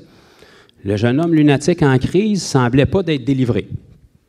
Donc là, les gens ont commencé à faire comme la majorité des gens vont faire aujourd'hui, mais qu'est-ce qui se passe là? Si les apôtres eux-mêmes ne sont pas capables de le délivrer, forcément, il doit y avoir quelque chose. Dieu ne veut pas le délivrer. Ce n'est pas son temps, ce n'est pas sa volonté, ce n'est pas son plan. Il doit y avoir quelqu'un qui a du péché. Il faut que quelqu'un se repente. Puis là, toutes les options sortent, puis tout le monde vide son sac. Jésus est arrivé, il l'a délivré. Comme ça. Quand Jésus est arrivé, les premières choses qu'il a dit, c'est qu'il n'a pas corrigé le jeune homme, il n'a pas corrigé le papa, il a corrigé ses disciples. Et il leur a dit, race, incrédule et perverse. Perverse, ça ne veut pas dire que c'était tous des pédophiles, là. Perverse, ça veut dire qu'ils ont perverti une vision que Dieu leur avait donnée. Plutôt de voir une situation comme Dieu la voit, ils l'ont vue d'une manière tordue. Plutôt de voir la volonté de Dieu puis ce que Dieu leur avait demandé de faire, comme « Je vous ai donné le pouvoir de marcher sur le serpent, le scorpion et sur toute la puissance de l'ennemi, et rien ne pourra vous nouer, peu importe la situation, peu importe le temps que ça prendra. » Bien là, ils ont fait ce qu'ils avaient tout le temps fait, puis ce qui devait se passer, c'est pas produit. Donc là, il n'y avait plus de plan B, puis il n'y avait pas Jésus avec eux autres. Ils sont allés voir Jésus à part par après, puis ils lui ont dit « Pourquoi n'avons-nous pas pu chasser ce démon? » Et c'est là où la majorité de l'Église moderne ne veut pas écouter la réponse de Jésus et veut tout de suite se projeter des versets plus loin pour essayer de donner toute la puissance au diable, puis dire que c'était sûrement un démon vraiment méchant, puis lui il est vraiment terrible, puis lui ça prend une aptitude particulière pour le chasser. C'est pas ce que Jésus a fait. Les disciples s'approchèrent de Jésus et lui dirent en particulier. En particulier, ça veut dire ils l'ont pris à part. Ils avaient déjà séché quand Jésus leur a fait le call de race incrédule et perverse, se sont dit, avant d'avoir son autre réponse, on va le prendre à part. Pourquoi n'avons-nous pas pu chasser ce démon? Diaporama suivante. Jésus leur a dit, c'est à cause de votre incrédulité, leur dit Jésus. Donc la raison pourquoi le démon n'a pas sorti, c'est pas parce qu'il était bien méchant, puis qu'il y avait du péché dans la vie de tout le monde, puis c'est sûr qu'il y avait du péché. Personne n'était sauvé à cette époque-là. Il y avait juste Jésus qui était saint. Il nous a dit, c'est à cause de votre incrédulité. Si vous aviez de la foi, gros comme un grain de sénévé, vous diriez à cette montagne, transporte-toi d'ici à là. Es-tu en train de me dire que les apôtres n'avaient pas la foi? Autant qu'on cherche, jusqu'à cet événement-là, tout ce qui touchait était guéri, tout ce qui chassait était délivré. Pourtant, il leur dit, si vous aviez la foi. C'est pas parce que tu as la foi pour une situation qu'automatiquement tu vas réussir à la rendre effective pour toutes les situations. C'est pour ça que c'est une marche de foi, un combat de foi, puis c'est pour ça qu'on doit se discipliner pour être capable de demeurer dans la foi. La Bible dit, mon juste vivra par la foi. Il n'utilisera pas sa foi juste quand ça va mal, puis l'essayer comme un coup de baguette magique. On doit arriver à vivre par la foi. Puis la foi est dans une seule partie de vous. Elle n'est pas dans votre corps, puis elle n'est pas dans votre âme. Elle est dans votre esprit, dans votre cœur. La Bible nous dit, c'est en croyant du cœur qu'on parvient à la justice. Pas de la tête, puis pas juste en parlant. C'est en croyant du cœur qu'on parvient à la justice. La seule partie de nous qui peut croire en Dieu, c'est notre cœur. L'âme puis le corps, ils suivent eux autres. Il dirait à cette montagne, transporte-toi d'ici à là, et elle se transporterait. Rien ne vous serait impossible. Tu peux avancer d'un autre verset, mon frère? Mais cette sorte de démon, là, il lui dit ça là. Après de nous avoir parlé de l'incrédulité. Là. Ça arrive après. Cette sorte de démon ne sort que par le jeûne et par la prière. Donc, la raison pourquoi le démon n'est pas sorti, ce n'était pas à cause du démon, c'était à cause de l'incrédulité. Et si Dieu rattache que cette sorte ne sort que par le jeûne et la prière, puis que le problème, ce n'est pas le démon, c'est l'incrédulité, ça veut dire que le jeûne et la prière vont avoir un effet direct sur l'incrédulité. Si tu arrives à retirer l'incrédulité ou écraser l'incrédulité, bien là, tu vas être capable de marcher davantage dans la foi. Voilà. Donc, lorsqu'on jeûne, on prive notre chair. Et le jeûne fonctionne exactement comme la foi. Pour marcher par la foi, la Bible nous dit qu'on marche par la foi et non par la vue. Vous avez déjà lu ça? La vue, ça, c'est un de nos 5 sens. Peut-être qu'avant d'être des humains déchus comme on l'est aujourd'hui, on en avait beaucoup plus que ça, des sens. Votre chat a probablement plus de sens que vous, parce que quand vous le regardez, des fois, il voit des choses que vous ne voyez pas, puis il entend des choses que vous n'entendez pas. Parce que nous, quand il y a eu le péché, on a été déconnectés de beaucoup de dimensions auxquelles on avait accès. Mais maintenant, dans l'état qu'on est, on a 5 sens en tant qu'être humain. Puis ceux qui font bien des affaires bizarres, ils se découvrent d'autres sens. Mais on va s'en tenir à ce que le Seigneur nous donne pour l'instant. Donc, avec nos 5 sens, c'est comme ça que notre chair et notre humanité est nourrie. Mais si tu veux marcher par la foi, tu ne peux pas marcher selon tes sens. La Bible dit, on marche par la foi et non par la vue. Si tu marches par la vue, ça va toujours être l'opposé de ce que la foi te dit. Donc, pour être capable de marcher dans la foi, il faut que tu apprennes à faire abstraction de tes 5 sens.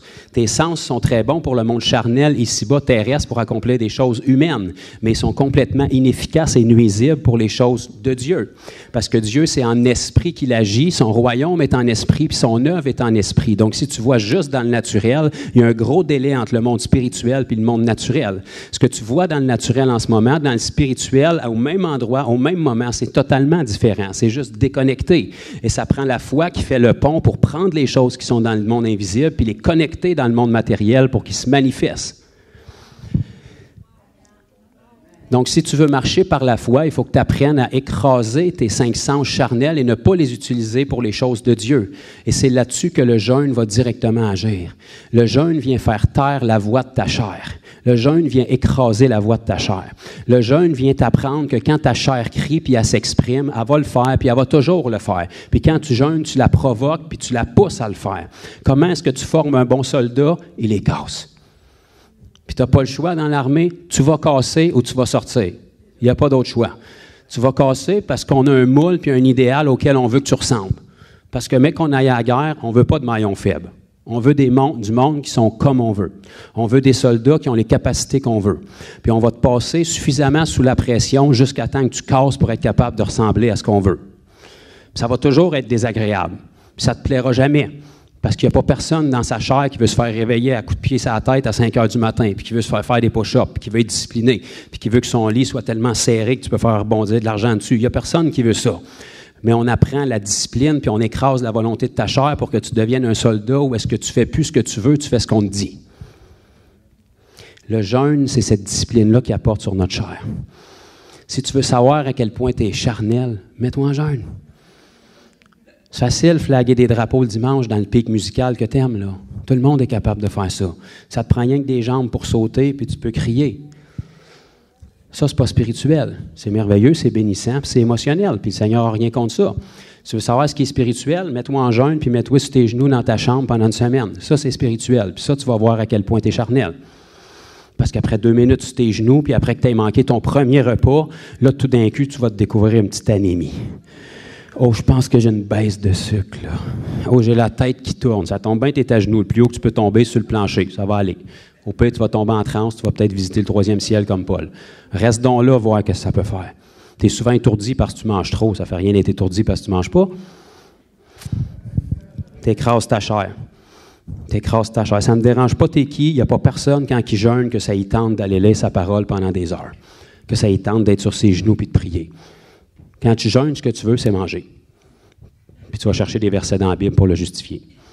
Puis tu vas commencer à t'imaginer à des recettes, même si tu n'es pas un bon cuisinier, je te dis, qu'il va t'en popper des recettes. Puis tout d'un coup, tu vas te souvenir de l'inventaire de ton frigidaire. Hein? Puis les choses dans le fond du congèle que tu n'as pas touchées depuis des années, c'est dans ton moment de jeûne qu'ils te sont révélés soudainement. Seigneur, tu es tellement bon. Mais là, tu apprends à être spirituel, par exemple. Parce qu'après une journée, ta chair, elle boque encore, puis après 2 jours, elle boque encore. Mais à un moment donné, elle se fait à l'idée, OK, il est parti une fitte, là, il ne m'en donnera pas. Puis tu y rappelles que tu n'y en donneras pas. Puis non seulement tu n'y en donneras pas, mais tu vas y faire ce qu'elle ne veut pas faire. Parce que quand elle jeûne puis qu'elle veut manger, elle ne veut rien faire. Elle va aller s'évacher. On va aller se coucher pour prier. Non, tu vas t'endormir. C'est ça qu'elle veut.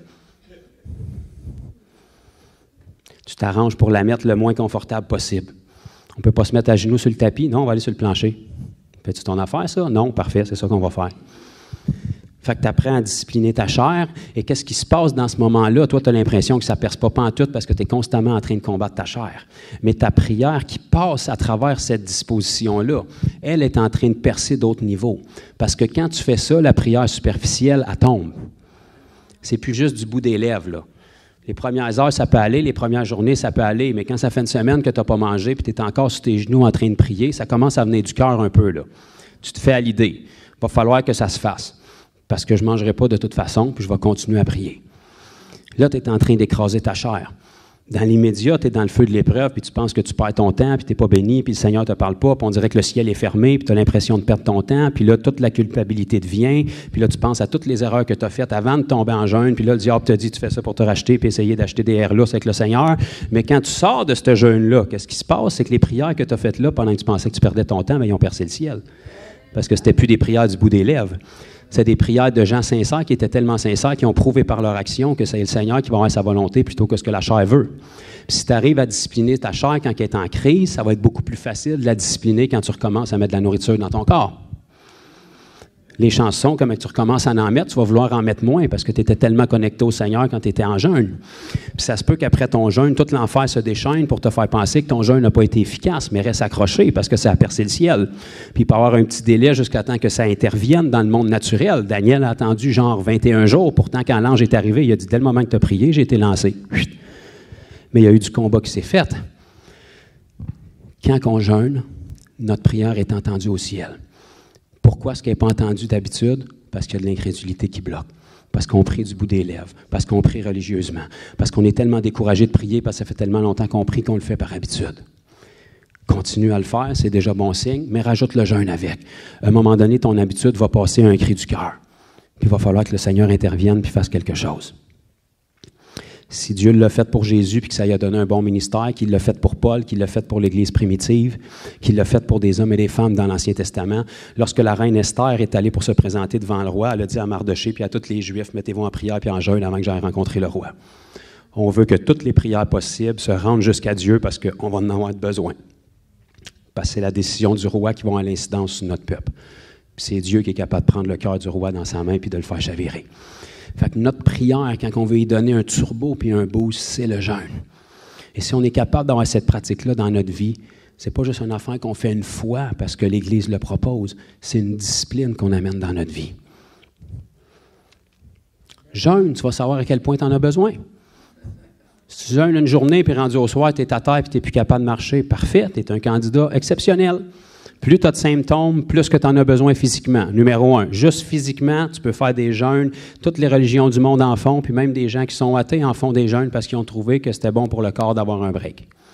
On s'entend qu'aujourd'hui, que tu manges une poutine ou une salade, c'est pas nécessairement plus santé l'un que l'autre, là, parce qu'on n'a aucune idée qu'est-ce qu'ils font avec notre nourriture, fait qu'on est mieux de la sanctifier. Notre corps, si on lui donne un break de temps en temps, ça va juste être bon pour notre corps. Mais au-delà de ça, ça va être la même chose spirituellement. Parce que si tu es capable d'écraser la voix de ta chair davantage, automatiquement, c'est la voix de l'esprit qui va avoir priorité. Et ça va être beaucoup plus facile de marcher par l'esprit quand notre chair, elle va toujours s'exprimer, mais tu as été habitué de la combattre quand elle s'exprimait durant ton jeûne. Fait que tu vas avoir beaucoup plus d'aptitude pour la combattre quand elle va s'exprimer, quand tu vas avoir des forces. Amen. Comment est-ce que tu fais pour jeûner? Tu commences. Comme dans tout. Puis quand tu commences, tu n'arrêtes pas. Jusqu'à temps que tu décides d'arrêter. Fait que par quoi commencer? Commence donc par une journée. Ta tête va te dire, commence par un repas. Commence par une journée. Commence par 2 repas. Commence par une journée. Essaye les dons, mettons. Puis après, ben, tu fais une autre journée. Puis après, ben, tu fais une autre journée. Puis plus tu vas avoir des symptômes, décourage-toi pas. Ça veut dire que ton corps en a besoin. Parce que les premières journées d'un jeûne, le corps, il tombe en mode survie. Quand il comprend qu'il n'y a plus de nourriture qui rentre, il se dit « OK, moi, il faut que je survive, fait que je vais tomber dans le stockage. » Le stockage, c'est tout ce qui est enraciné dans toi. Tu vas avoir du gras, tu vas avoir des toxines, tu vas avoir un paquet de problèmes. Le corps est une machine extraordinaire. Si tu ne lui donnes pas de nourriture, il va se trouver du carburant ailleurs. Fait qu'il va commencer à rentrer, puis il va commencer à se nourrir dans toute la mouque dans dedans de toi, dans tes organes, dans ton sang, puis là, ben, ton corps n'aimera pas ça. Fait que c'est sûr que tu vas avoir des symptômes. Plus tu es intoxiqué, plus tu vas en avoir. Arrête pas si la tête te tourne, c'est bon signe. Ça va durer juste 3-4 jours. Ça prend environ 3-4 jours pour qu'un corps soit complètement nettoyé de ce qu'il y a qui l'intoxique, dépendamment à quel point vous êtes intoxiqué. Puis ça, c'est juste sur le point de vue physique. Tout ça pour vous dire, c'est pas parce que vous avez des symptômes que c'est pas pour vous le jeûne. Si vous en avez, c'est spécialement pour vous le jeûne. Votre corps est en train de vous dire, il y a des affaires qui sont là, qui ne devraient pas être là, puis il faut que ça sorte. Spirituellement, ça arrive aussi qu'il y a des affaires qui sont là, qui ne sont pas là, puis il faut que ça sorte. Puis quand ça sort, c'est souvent pas beau, mais on est content quand c'est sorti. Physiquement, c'est la même affaire. Quand il y a des affaires qui sont là depuis trop longtemps, qu'il faut qu'ils sortent, mais c'est jamais agréable quand ça sort. La construction, c'est tout le temps salissant. Il faut tout le temps que tu démolisses un petit peu avant. C'est ça qui se passe quand tu commences à jeûner, mais reste donc là. Et puis quand tu jeûnes, c'est pas juste pas manger, c'est enlever toute distraction pour te donner complètement au Seigneur. Fait que trouve du temps pour t'isoler le plus que tu peux. Je sais que c'est difficile parce qu'on a une vie tellement remplie. Je sais qu'on a des enfants. Je sais que vos enfants sont soudainement en crise quand vous vous lancez en jeûne. Faites-les pareil. Je sais c'est quoi? J'en ai. Mais essayez de trouver du temps. Commencez par une journée. Si vous vous disciplinez, quand je suis venu à Christ en 2013, pendant environ un an et demi, je jeûnais tous les lundis. Une journée, ça ne demande pas trop un grand changement dans l'horaire. Le plus dur dans un jeûne, c'est pas le jeûne, c'est après le jeûne. C'est casser le jeûne. Quand ton corps n'a pas de nourriture, à un moment donné, il se fait à l'idée qu'il n'y en aura pas. Par contre, quand tu vas y en redonner, même si c'est juste un morceau d'orange, là, il est bien content. Il est beaucoup plus content que ton estomac est capable d'en prendre. Fait que c'est beaucoup plus difficile de te contrôler après un jeûne que quand ton corps a compris qu'il n'y en aurait juste pas. Fait que le après-jeûne est aussi important si tu ne veux pas perdre les bienfaits physiques et spirituels de ce que tu as eu. Normalement, tu devrais être aussi longtemps après un jeûne avant de remanger les quantités que tu mangeais avant que la durée de ton jeûne. Donc, si tu jeûnes une semaine, tu as une semaine après avant d'être capable de remonter tes repas jusqu'à ce que tu mangeais avant pour être capable d'être sûr que tu ne perdes pas les bienfaits physiques. Tu peux faire ce que tu veux puis t'enfiler un steak après ta semaine de jeûne puis tu vas peut-être juste avoir des brûlements d'estomac puis ça va aller. Ça se peut que tu crèves aussi. Mais chaque estomac est différent. Mais on ne veut pas perdre les bienfaits physiques puis on ne veut pas perdre les bienfaits spirituels non plus. Fait qu'on commence quelque part, puis on le fait. Sais-tu que si tu rajoutes une journée de jeûne par mois ou par semaine, bien, au bout de ton année, tu as jeûné 52 jours. Puis dans 52 jours, bien, c'est 24 heures par jour. Tu vas en prendre peut-être 12 pour dormir là-dessus quand tu jeûnes. Il va t'en rester 12 ou est-ce que tu n'as aucune distraction autant que possible pour connecter avec le Seigneur?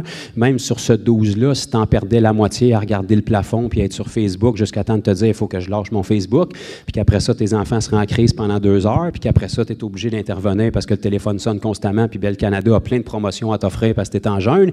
Même s'il te restait 1 heure dans ta journée de jeûne sur 52 semaines par année, tu as passé 52 heures dans ton année avec le Seigneur. C'est une bonne moyenne, ça, là, comparativement à ce que j'ai pu voir dans les dernières années. Fait qu'on commence quelque part.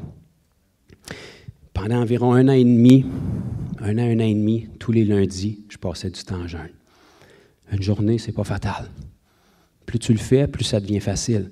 Mais tu te mets à part. Tu dis au Seigneur, ma journée est à toi aujourd'hui. À part l'eau que j'ai devant moi, puis à la salle de bain, il n'y a rien d'autre que toi.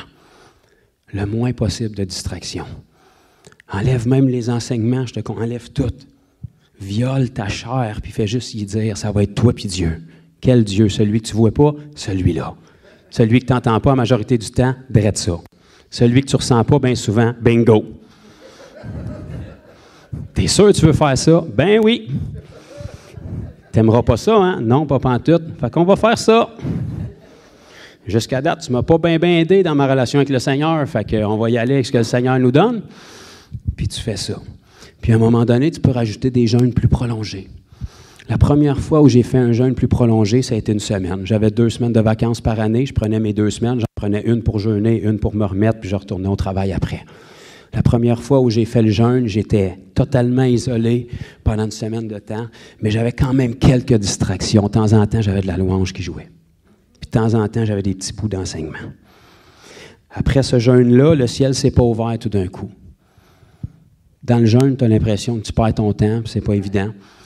Les 2 semaines qui ont suivi le jeûne, c'était pas évident non plus. On dirait que tout l'enfer se déchaînait. Mais, tout le monde dit mais, la 2e ou 3e semaine après le jeûne, j'ai eu ma première conversion ici au Québec après 2 ans d'évangélisation. Merci, Max. Mais après une, ça a été 2, 3, 4, 5. Il y a quelque chose qui a percé. Qu'est-ce que je faisais de différent? Absolument rien. Je continuais d'évangéliser, je continuais de voir des gens guéris, puis je continuais de leur annoncer le message. Mais j'ai commencé à avoir des percées. La 2e semaine où j'ai fait un jeûne prolongé à la fin de l'année, je me suis complètement coupé. Ma Bible, mon eau, puis une pièce. Mon chien. C'est tout. Aucune distraction pendant une semaine de temps. Dormir, lire la Bible. Quand tu n'es plus capable d'être assis parce que tu as mal aux fesses, tu t'en vas sur tes genoux. Quand tu as mal aux genoux, tu commences à marcher. Quand tu es trop faible pour marcher, tu reviens sur tes genoux. Fais ça pendant une semaine, puis tu es juste avec le Seigneur. Puis ta tête te crie de tous les bords, puis ta tête t'explique tout ce qu'il y a à faire, puis toutes les choses qui s'accumulent, puis le gazon qui allonge, puis la piscine, tu vas scraper ton pH, puis le cabanon a besoin d'être lavé. Puis tu restes là, puis tu continues. L'impression qu'il n'y a rien qui se passe. Tu as l'impression que tu perds ton temps. Puis la semaine qui a suivi le jeûne, l'enfer se déchaîne au travail, puis plus que tu évangélises, plus que tu es persécuté. Mais tout d'un coup, après une semaine ou 2, ma femme, un athée suicidaire, m'écrit parce qu'elle voulait s'enlever la vie. Une semaine après, elle est convertie, baptisée, puis elle chasse des démons, puis elle guérit des malades.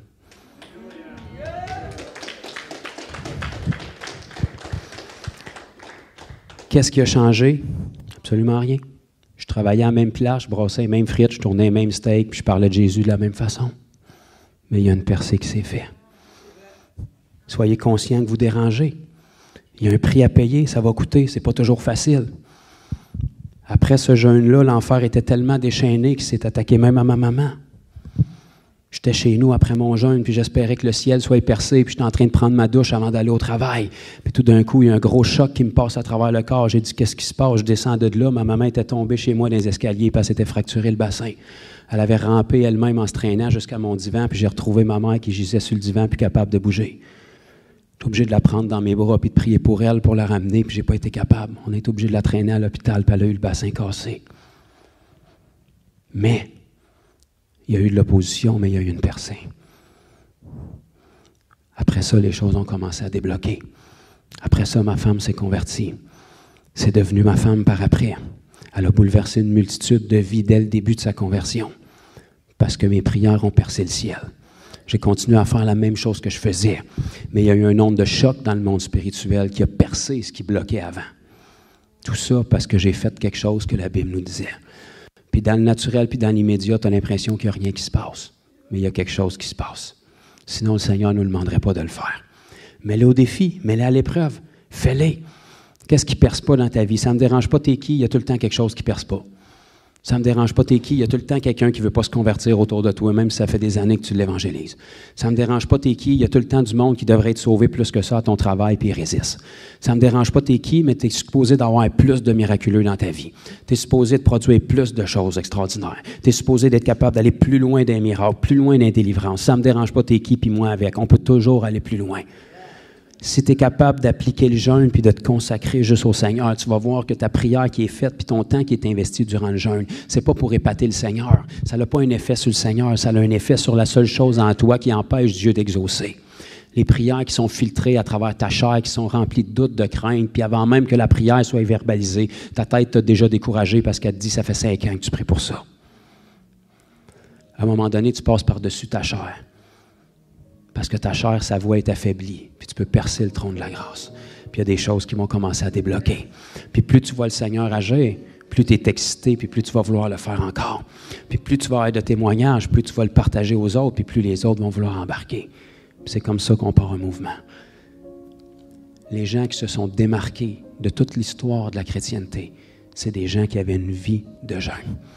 Tu peux même regarder dans notre époque actuelle, si on recule même dans les dernières centaines d'années, dans les derniers siècles, Si tu regardes tous les revivalistes et les réformateurs qui ont eu des vies extraordinaires, qui ont touché des foules, malgré leurs erreurs, malgré leurs faiblesses, malgré qu'il y en a plusieurs qui ont mal terminé, tous ceux qui marchaient dans le surnaturel, si tu examines leur vie, il y avait à peu près tous une pratique de jeûne et de prière dans leur vie. Tous les gens et les ministères actuellement dans le monde qui marchent dans le surnaturel, si tu prends du temps de t'asseoir avec eux autres, ils vont dire qu'ils pratiquent le jeûne.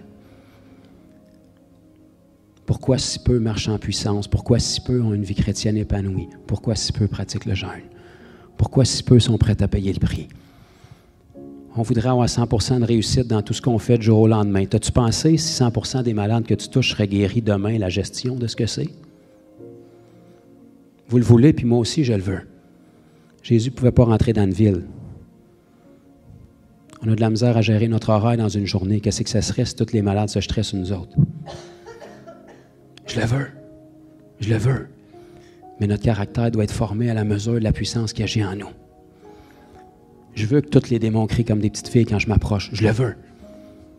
Mais je vais être capable d'avoir la nature de Christ puis la santé spirituelle aussi pour être capable de gérer tout ce qui vient avec après.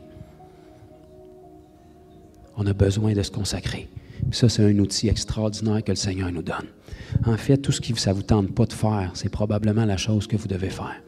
Tout ce que votre chair ne veut pas faire, c'est probablement parce qu'il y a quelque chose qui se cache derrière. Quelle meilleure façon que de s'approcher du Seigneur que de dire la chose qui est le plus importante pour moi dans ma vie, d'être humain, qui est de manger puis de respirer. Je vais prendre cette chose-là qui est la plus importante, puis je vais la mettre en dernier plan pour te prioriser. Parce que je peux avoir de la nourriture à m'assiéter puis passer à côté de toi, Seigneur. Mais je sais que si je meurs de faim, toi, tu as la capacité de me ramener. Fait que je rappelle à mon âme que ma subsistance puis celui qui me garde en vie, c'est pas la nourriture que je mange, c'est toi. J'aurai les symptômes que j'aurai, ce sera dur, ma tête me dira ce qu'elle veut. Je vais rester là. Je vais te montrer que je dépends pleinement de toi. Puis je vais rappeler à mon âme que c'est toi qui es ma source. Puis je vais y rappeler pas juste en parole, mais avec des actions concrètes.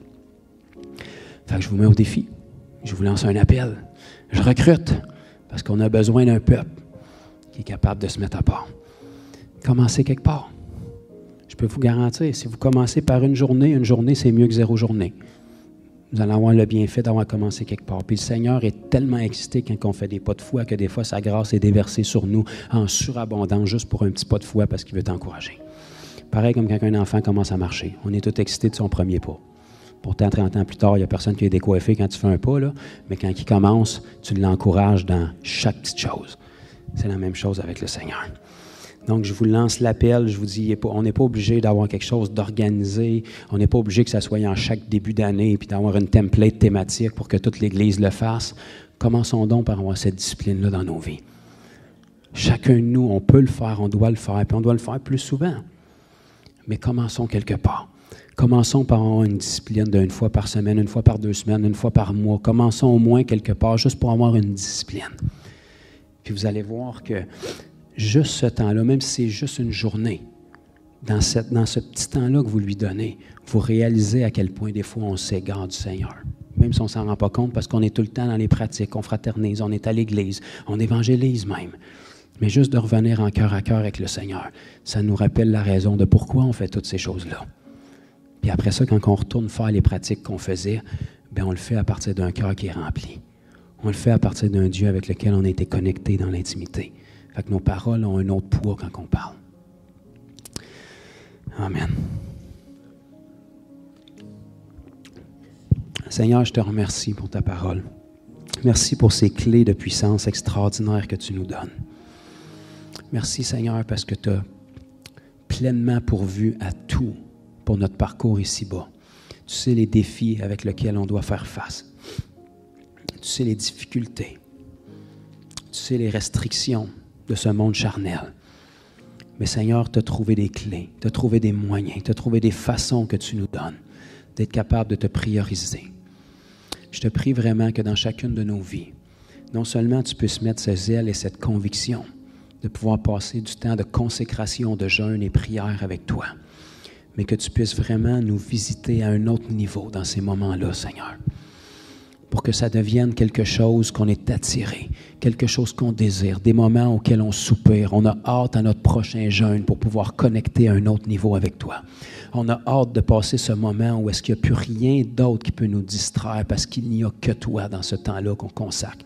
On a hâte d'avoir cette date, ce rendez-vous, cette rencontre avec toi. Ce moment où est-ce que tu vas avoir 100% de notre temps pour pouvoir parler, déverser ton cœur, redresser, corriger, encourager, reprendre, exhorter, édifier. On a hâte à ces moments-là. Je te prie, Seigneur, de nous aider à tenir ferme lorsque tout se déchaîne, lorsqu'on fait des pas de foi pour entrer en jeûne, pour entrer en consécration, ou est-ce que toutes les situations de notre vie, tout notre horaire semble être chamboulé, qu'on soit capable de rester ferme et de mener le bon combat de la foi pour mener à terme les vœux et les engagements qu'on prend envers toi. Merci, Seigneur, pour une Église qui est vraiment le fruit de sa consécration. Et ça commence par chacun de nous. Qu'on soit capable d'avoir ces connexions cœur à cœur avec toi dans ces temps de jeûne-là, pour qu'en tant qu'Église, on soit une Église qui connaît ton cœur, qui est sensible à la voix de son bon berger.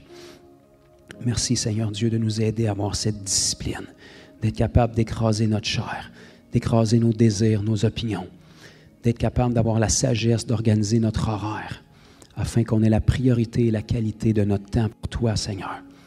Au-delà de tout ce qu'on peut faire pour toi, que le faire ne soit jamais avant le être avec toi, Seigneur. Merci que tout ce qu'on fait soit le fruit des moments d'intimité qu'on a avec toi.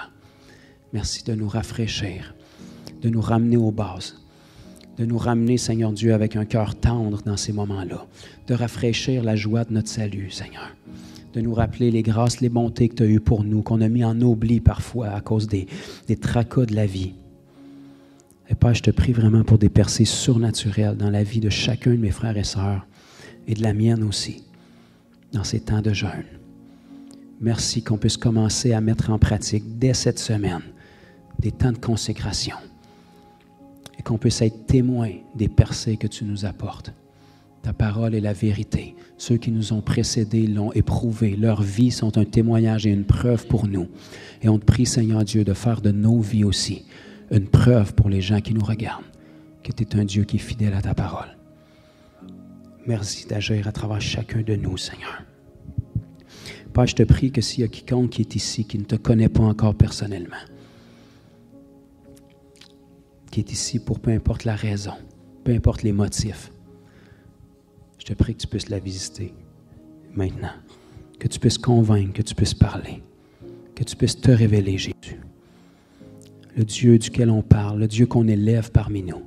Ce n'est pas une religion, une tradition, une fabulation, un mythe ou une légende. C'est un Dieu réel, bien vivant, efficace, qui n'a pas peur de se révéler à quiconque s'approche de lui. Alors, je te prie, Seigneur, que quiconque qui est ici, qui doit avoir une rencontre avec toi, peut-être que la dernière remonte à trop longtemps, rencontre ce matin. Révèle-toi, Seigneur.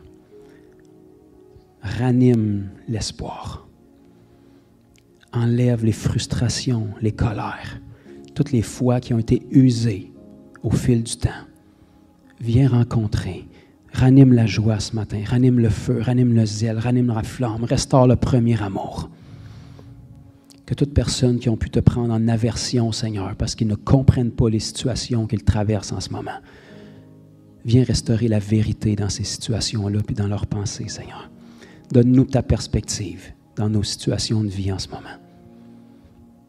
Au nom de Jésus. Amen.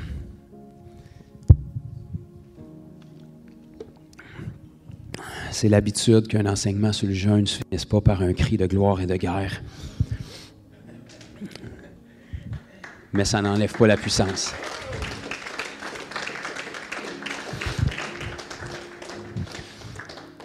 Donc, je vous le dis, c'est une autre clé extraordinaire. Puis je ne dis pas clé parce que ça sonne bien les algorithmes, là. C'est vraiment une clé. La semaine passée, on a partagé sur la Sainte Seine, ceux qui s'en souviendront. Est-ce qu'il y en a qui ont saisi des choses la semaine passée sur la Sainte Seine, des profondeurs supplémentaires? La semaine d'avant, on a parlé sur notre identité. Une autre clé extraordinaire pour être capable d'avoir une stabilité sur le moyen et long terme. La semaine d'avant, on avait parlé sur comment être dirigé par l'Esprit et le prier en langue. Une autre clé extraordinaire que le Seigneur nous donne. Tu sais, si tu as plein de clés dans ton trousseau et que tu commences à t'en servir, À un moment donné, ça n'a pas le choix de te péter dessus, là. Si tu obéis à la parole, il y en a un qui s'est engagé à l'honorer. Fait que tu es comme la cible numéro 1 sur qui il va falloir qu'il se déverse. Parce que des clés, ça déverrouille des portes. Puis quand l'autre bord de la porte, c'est Jésus, tu es pas mal sûr d'avoir une bonne rencontre. Amen. Donc, c'est ce que je voulais vous partager ce matin. Merci pour votre patience. De toute façon, ça fait partie du fruit de l'esprit. Donc, si vous avez l'esprit, vous n'avez pas le choix de l'être. Et puis, je vous mets au défi. Je vous mets au challenge. Pareil comme je le fais presque depuis le début. Je vous ai mis au défi avec le parler en langue. Si vous l'avez déjà fait, probablement que vous avez déjà des témoignages de percée. Si vous ne l'avez pas déjà fait, bien, c'est le temps de vous y mettre. Je vous mets au défi avec le jeûne. Commencez cette semaine. Puis si une journée, c'est vraiment trop pour vous, bien, sautez un repas de bord, mais sautez-les pour le passer avec le Seigneur. N'importe quel pas qu'on fait devant le Seigneur, avec une consécration, il va y avoir une récompense au bout. C'est comme ça, parce qu'on a un Dieu qui est fidèle. Amen. Donc la semaine prochaine, on a d'autres choses merveilleuses en réserve qui vont venir vous secouer puis changer votre confort avant qu'on aille à la marche pour Jésus. D'ici là, on s'arrange pour qu'il ne reste plus personne à sauver au Québec avant qu'on se rende à la marche puis que tout Montréal soit avec nous en marche. Entre-temps, on a encore beaucoup de travail à faire. Puis comme je le dis toujours, il n'y a aucun talent, il n'y a aucun don, puis il n'y a aucun ministère qui est plus grand puis plus puissant que chacun de nous ensemble. On a besoin que tout le corps soit actif, puis tout le corps mette la main à la pâte, puis que tout le corps soit des ambassadeurs. Vous avez accès à des gens que je n'ai pas accès. Vous avez une face qui passe mieux avec des gens que la mienne. Vous avez une façon de parler qui passe mieux avec des gens que la mienne. Le Seigneur a besoin de vous, puis il a besoin de moi. Puis c'est tout ensemble qu'on va être capable de faire un onde de choc dans notre province. Parce que le Seigneur n'a pas oublié le Québec. Puis je crois que s'il nous a gardés pour la fin, ben on est certainement une cerise sur le Sunday. La bonne nouvelle, c'est que ça ne peut pas être pire. Fait que ça peut rien qu'aller mieux. Amen.